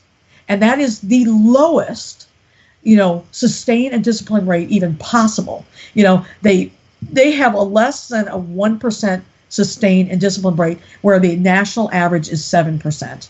So it is completely ridiculous. This is completely outrageous. And so, for them to go in there and have a workshop, this is like this symposium on police accountability, and they get the first workshop talking about how great their model is. Oh, honey, I beg to differ, and I will be there to bust them out. So, and some people are going to be coming with me, of course, but basically, we have to be there and challenge this stuff, because people otherwise they go, oh, well, that sounds good, yeah, that's okay. And we're like, no, it's not okay. 1,400 complaints, 4 sustained and disciplined. Are you out of your minds? There's nothing about that says anything other than epic fail, so that's what it is. And it's all about teaching our communities and getting our communities engaged, because we teach and then they learn and then they want to be involved.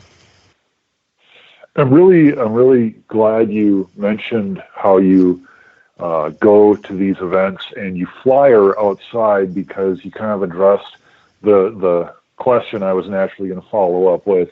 How do you deal with those kind of events. And the flyering, showing up and handing out flyers, I think, is a very effective thing. I remember when in Minneapolis they had the three things where the police chief came out and you could ask questions and such.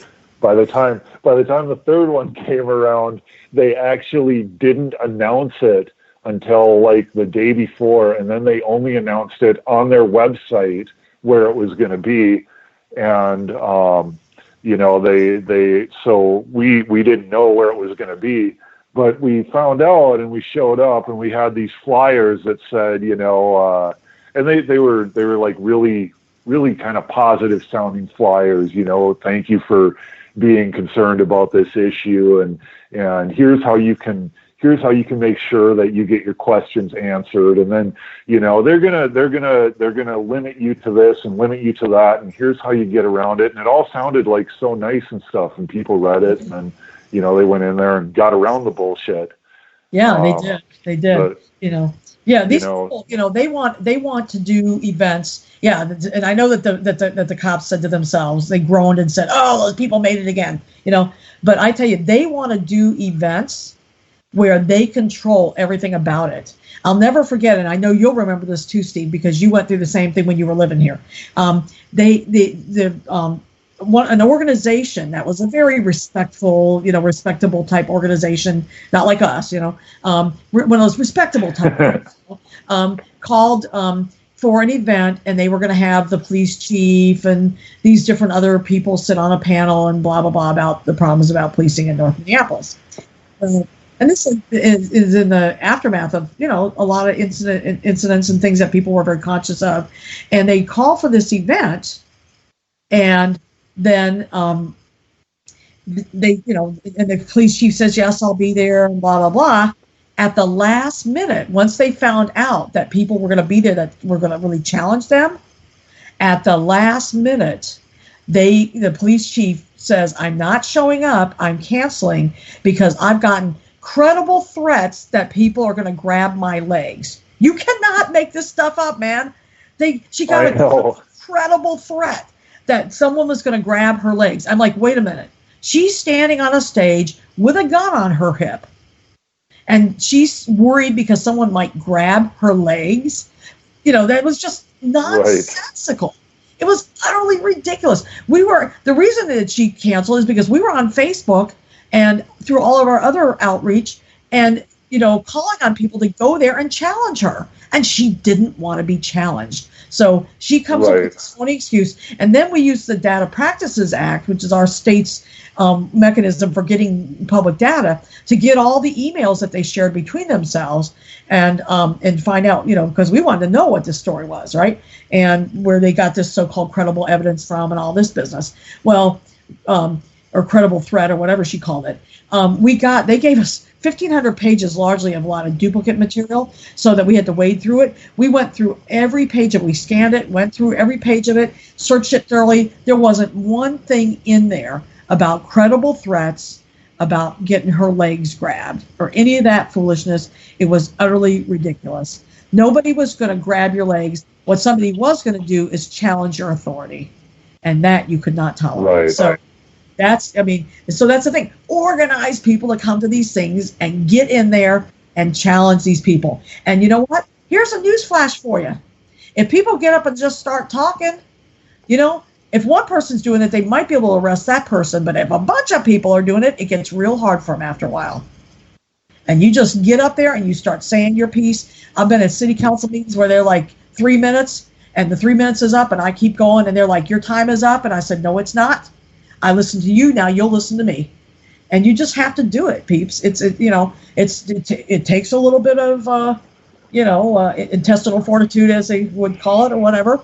But you gotta do it, because these people, it's always about limiting the scope of the debate, the topics to be discussed, the people to be heard from. It's always like that, because then they get to look like they're doing something without actually doing something.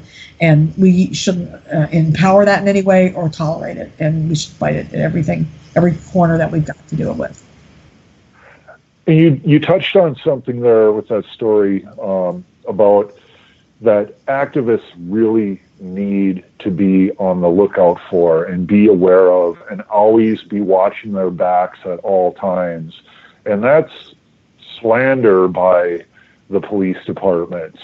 You know, police departments will they'll take advantage of any opportunity to paint the activists as the bad guys. And if you're not watching carefully, you might inadvertently give them something they can twist around and use against you, as was attempted at that one event we were just talking about. You know, they, I mean, somebody called for direct action. They took that one phrase, direct action, and took it to mean that people were going to get violent and grab officers' legs and all this stuff. And literally, that's all it said was direct action. So, I've been an activist for 40 years. 30 of them in the police accountability movement. I have never known a single incident in which an activist grabbed a cop's legs, at a public forum for whatever reason. I mean, this is like, why would you grab somebody's legs? It doesn't even make sense, It's like, I want to grab your microphone, maybe. Maybe I want to grab your attention. Maybe I even want to grab your platform and start talking about things that actually matter to the community. But why the hell would I grab your legs?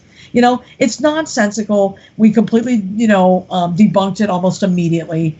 It was so stupid silly that you couldn't even, but it was because they were afraid they couldn't control the kind of environment that they are willing to do these things in. They want to always do this work in a controlled environment so that they can control all the conditions. And again, that's part of the thing of like, put your questions on a card and send it up to the front. Then we'll choose which questions we like to answer. No. Yeah. People have to stand up and start asking questions and not take, you can't ask that for an answer, and just do it. And one of the thing I do want to mention about that, some of us have more privilege than others, and that's a reality. Okay.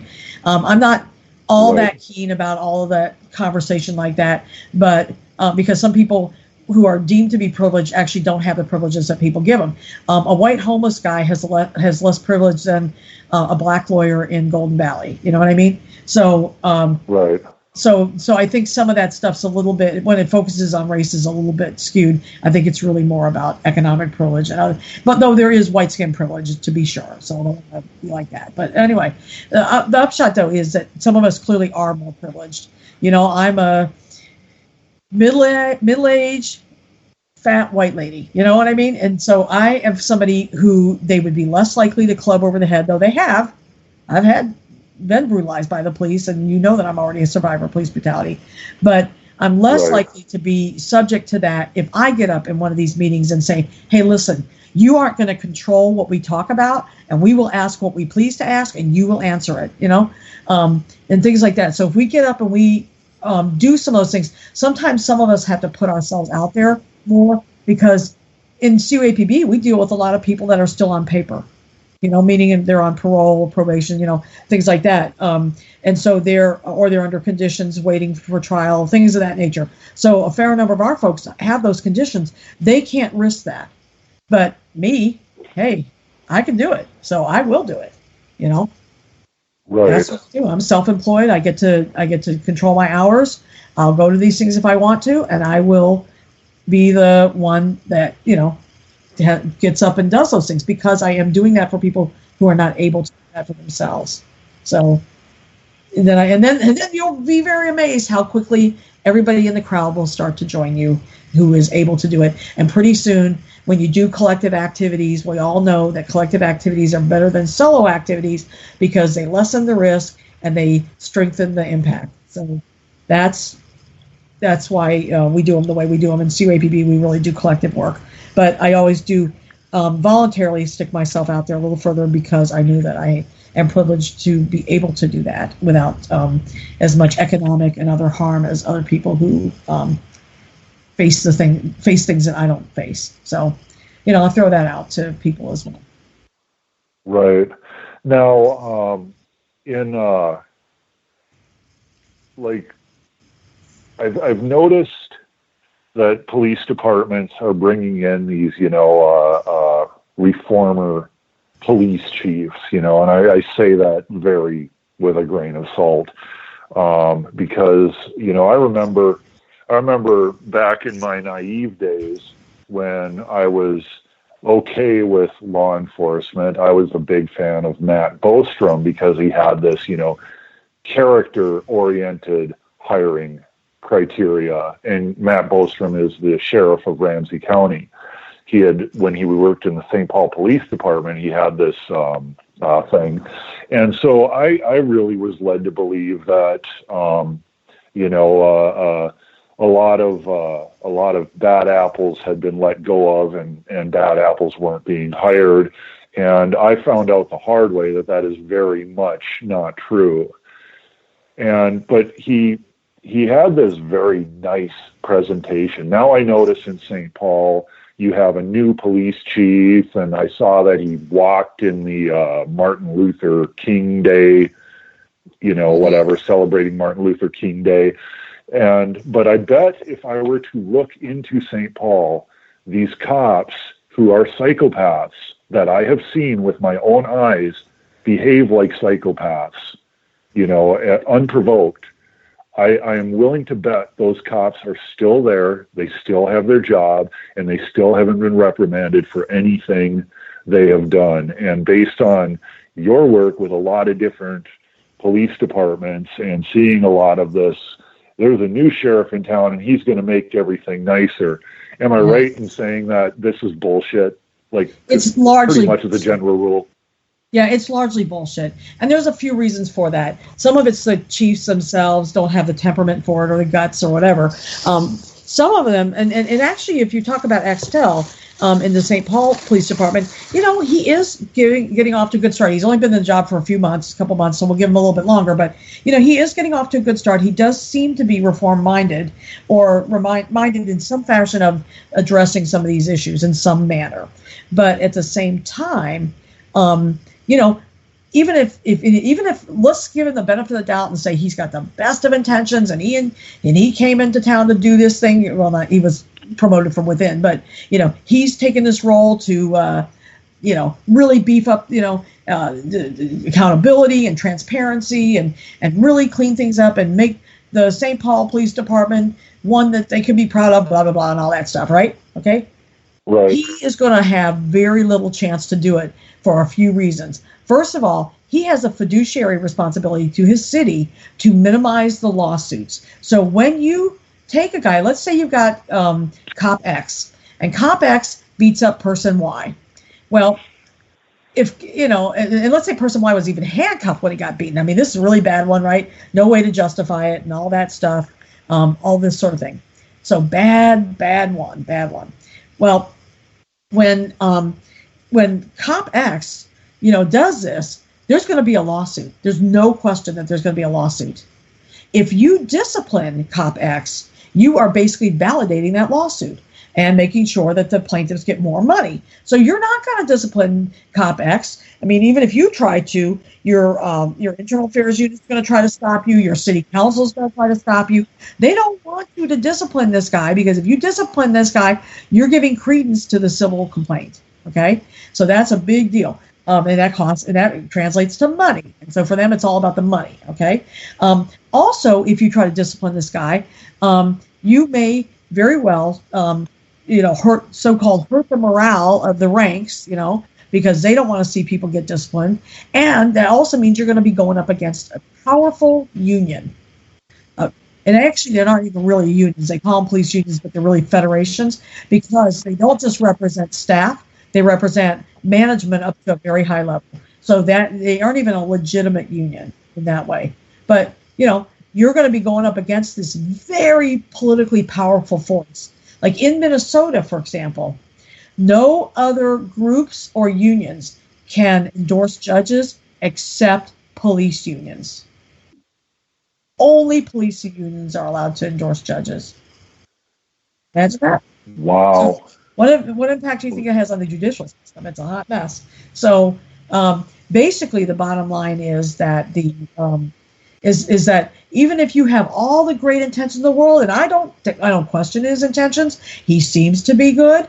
He is coming out to the community. He's pushing for things that might help, things like that. But he is going to run into all kinds of resistance from that union and from the city council, who does not want these chiefs to acknowledge any issues, because the more they acknowledge them, the more they validate lawsuits and things like that. And again, don't forget there's people that benefit from the police behaving like thugs in the first place. And those people also exert influence. So, largely the kinds of things that are going to help can't necessarily be the chief just on his own. It's going to have to be a lot of pressure from the community. And again, the things that help are things that enhance and increase accountability, not things where people can get together for over cupcakes and coffee once a month, whatever crap that is. That stuff's not going to help. Right. So,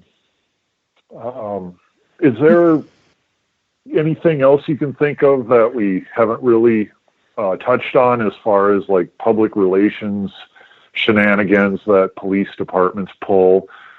We can go into how to address those. Yeah, and I do want to talk about this thing, one more thing, and that's this.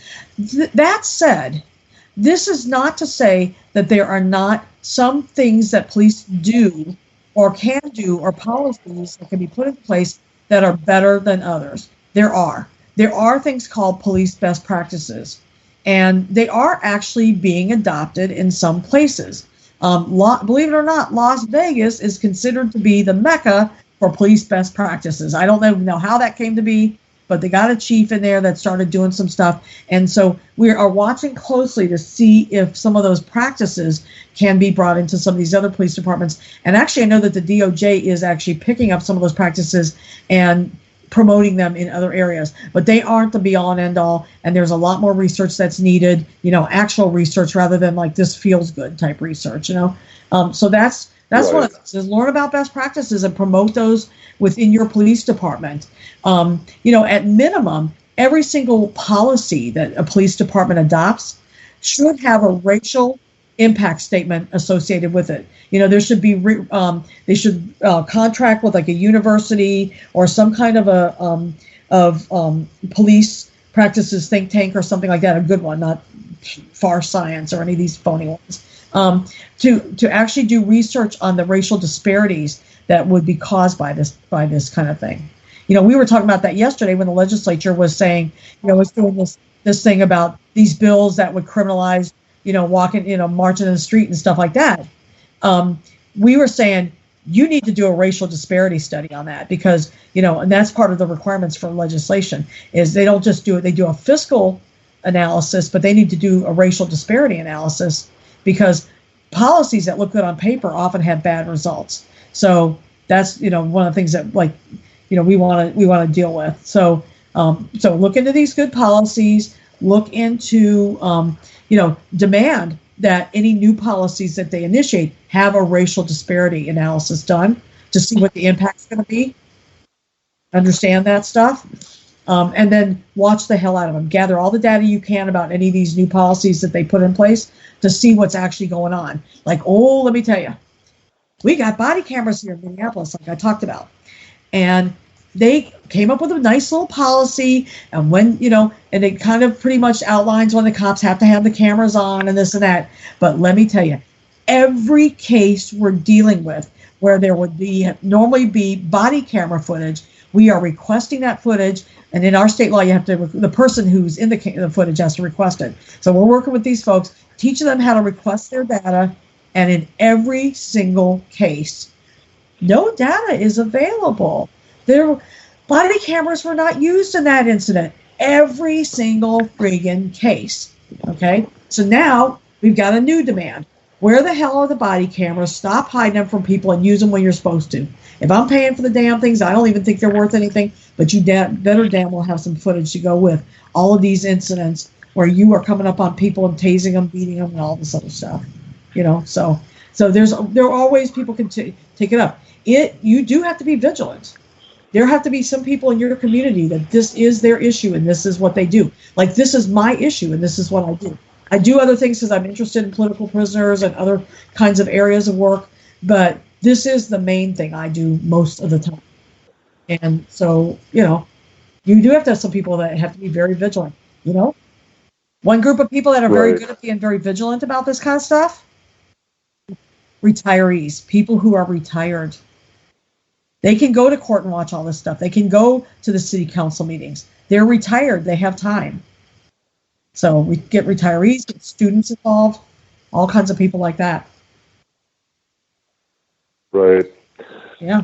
So we've talked about these different things. How and along the way we have talked about some ways to confront this, but just when it comes to dealing with the fact that when it comes to public relations, when it comes to controlling the dialogue, the police departments are typically the ones holding most, if not all, of the cards. And how can, grassroots people who don't have all those resources, I mean, kind of just in general terms, what's the best way to confront that? What's the best way to go against that? Because you guys have spent a long time coming up with ways to do that. If you could just kind of give a Cliff's Note, elevator pitch of what that is. Well, I can tell you this. You're right. People, the regular community, we don't have the resources of the government.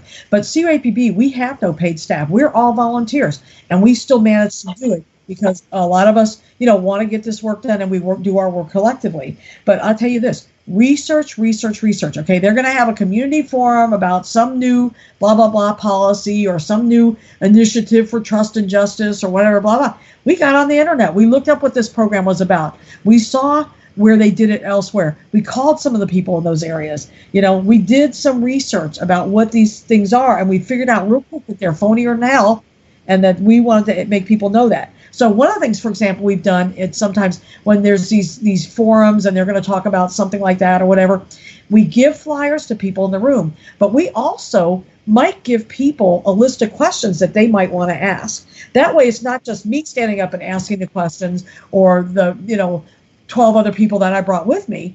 It's people in the community themselves who are empowered to ask these questions, and when you give them this information, I'm telling you, people come alive. They don't put up with it.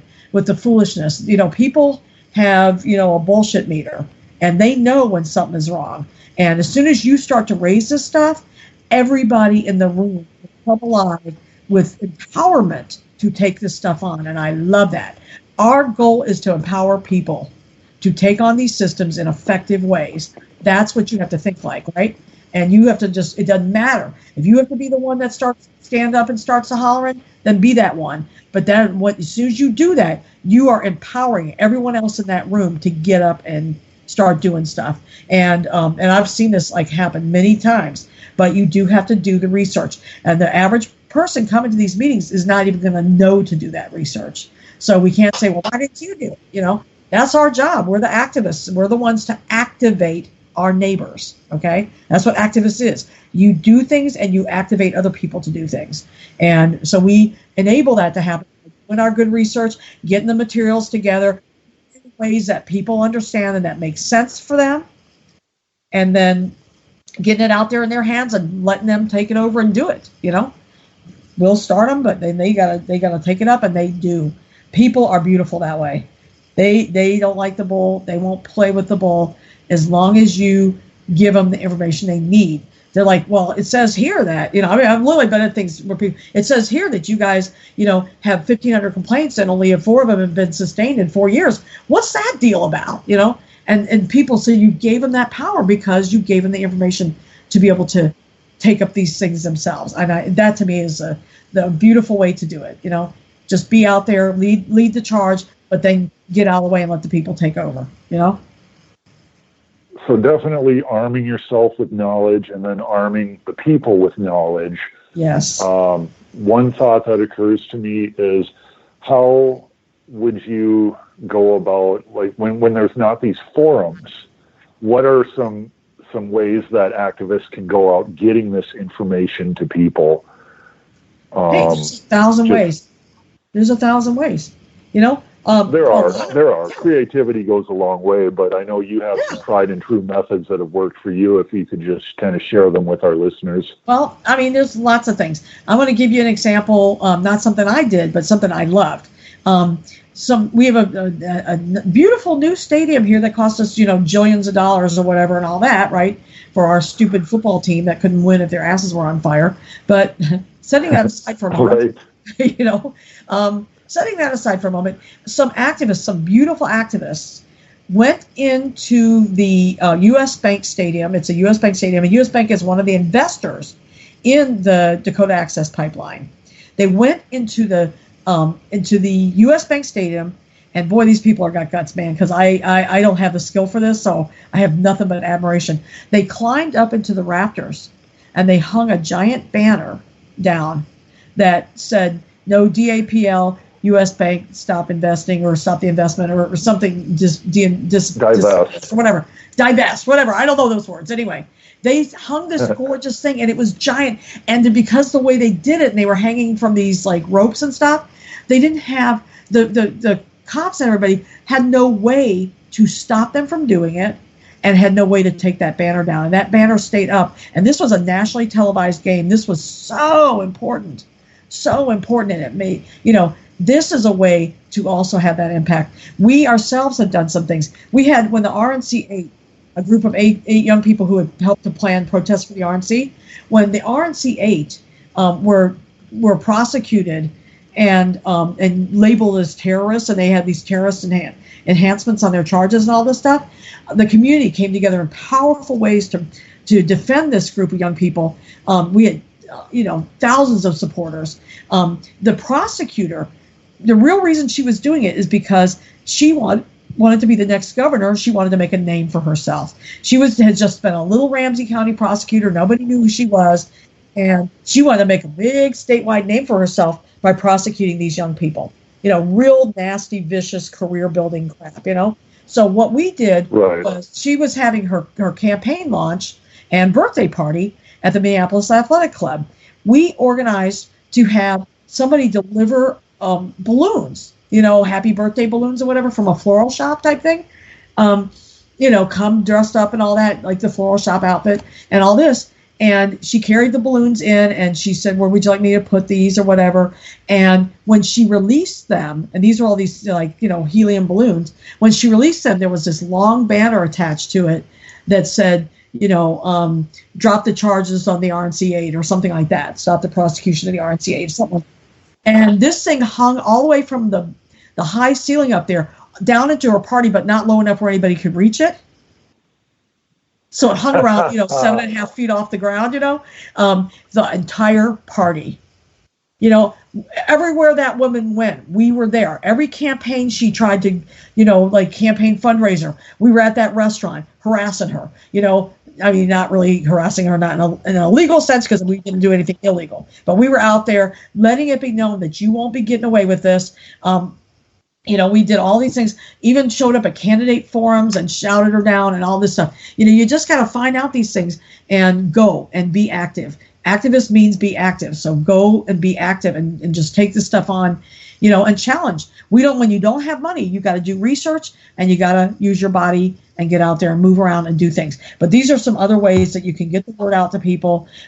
Activism in the street, activism in every form. Do I like Facebook? Yeah, we use a lot of Facebook things, but we don't rely on Facebook because there's a heck of a lot of people that don't do Facebook, or if they do Facebook, they haven't connected to us yet, in some fashion. So we like Facebook, we like all those things, but we really have to, use our bodies, because computer activism is not activism. So that, use every opportunity and look for creative opportunities, look for the hooks, So that's my advice. So creativity and perseverance, those are basically the two things you're recommending in a number. And research. And throw in that research too, because honestly, when we don't know, they can blather. They can say stuff that isn't marginally untrue. we get no room for that. We have to be accurate, and we have to be knowledgeable in ways that allow us to challenge them, because, they got a lot of interesting plans for us, and we have to be the ones to challenge those plans. Right. Well, fantastic. We've gone over 2 hours now, which is awesome. All useful information in this, and I think we've kind of covered everything, and this is a good point to leave it at. I want you to quickly tell people, I meant to do this at the beginning, tell people briefly about your organization who weren't listening to the first episode, and your website and your social media handles, so that people can find you online. Absolutely. We're Communities United Against Police Brutality. We're an all-volunteer organization. We've been around for 17 years, and we provide, basically, we take on this issue in 3 ways. We provide advocacy for people dealing with the effects of police brutality. But we also make it real clear that we are not about social services. We're about social justice. So for people to get the information, like lawyer referrals and other kinds of assistance, they have to come to our meetings. And once we get somebody coming to our meetings, we actually start to get them involved. And the reason that that's important is this. It's not because we're greedy and trying to make people do work or whatever. It's because as a police brutality survivor, I can tell you that what got me back to where I needed to be is basically being re-empowered. Police brutality is very disempowering, and so people need to be re-empowered by being part of the fight. So we get people involved in the fight. We also do a lot of stuff like this policy stuff and legislative stuff, where we go after, things like we wrote, I think, the definitive paper, position paper about why body cameras do not make a damn bit of difference. And that's what everybody else was all going, yay, body cameras, give us body cameras. And we're saying, you guys, that is wrong. That's the wrong thing. So that's, we do that kind of policy stuff, things where we try to, get people to get the reality of things. And then the third thing we do is educate. We teach people their rights. We teach people how to do cop watch and organize cop watch squads in their communities. We teach people how to do court watch to see what the judges are up to. We teach people about this issue, all the basics of it, all kinds of things. So I'd encourage people to go to our website to see some of our stuff. It's www.cuapb.org. So CUAPB, Communities United Against Police Brutality.org. And basically, look us up. Everything's not on our website yet. We're actually in the middle. I'm writing some online learning courses about police brutality, know your rights, things like that. So we've got online learning that's going to be posted up on the website fairly soon. And we have a lot of other information on the website. But that kind of information will help other people know how to take this up in their own communities. So I would invite people to follow us on Facebook, Communities United Against Brutality. And we do have a Twitter account. We don't use it a lot, but it does send out something about once a week or so. And but our Facebook's very active, and so get involved in that. Also sign up for our newsletter on our website. So we hope to hear from you, because I hope you will take these things up in your communities, and act powerfully to bring the police, to make the police accountable to you. That's where and to strengthen your community in relationship to the police. So stand up, fight back, get involved, and we're happy to help you if we can. Fantastic. Well, I can't thank you enough for doing this interview today. And just, a heads up, you're probably going to hear from me again wanting to do one on the St. Paul principles, because of how important I think the St. Paul principles are. So I'm probably going to be coming back at you in a few months about that one. Yeah, and we may even want to so meet some other people that were involved in the writing of those principles, because they are wonderful principles, and I think that they have made the activist community much stronger in the Twin Cities by following those principles. Excellent. So thank you again. Tim, anything you want to add before we get out of here? No, I think we covered everything pretty good. Fantastic. Well, Thanks just so much like for last having me time, again. Michelle. Oh, thank you. I mean, just like last time, this is incredibly informative and so much good information that hopefully activists will take and use in their communities. And thank you so much. These have been an awesome 2 episodes, and I'm so glad it's starting this way. So say hi to everybody in Minneapolis for me. I miss everybody. Let them know, and take care of yourself. Well, thank you again. And again, we missed you here in the Twin Cities, but we're glad you're kicking butt elsewhere and spreading the good word. So thanks again for having me. Fantastic. And that concludes episode 2 of the IFoughtTheLaw.info podcast. Thank you, everybody, for listening. This can be heard through peoplesradiounited.com. It can be heard through IFoughtTheLaw.info, our website. Our website also has some information on exercising your rights in a police encounter and the dangers of talking to police. There will be more information added when I get time. I'm a very busy person, so that whole process is moving slowly, but there will be more content coming and more useful information. This is my promise. And thank you so much, everybody. Until next time.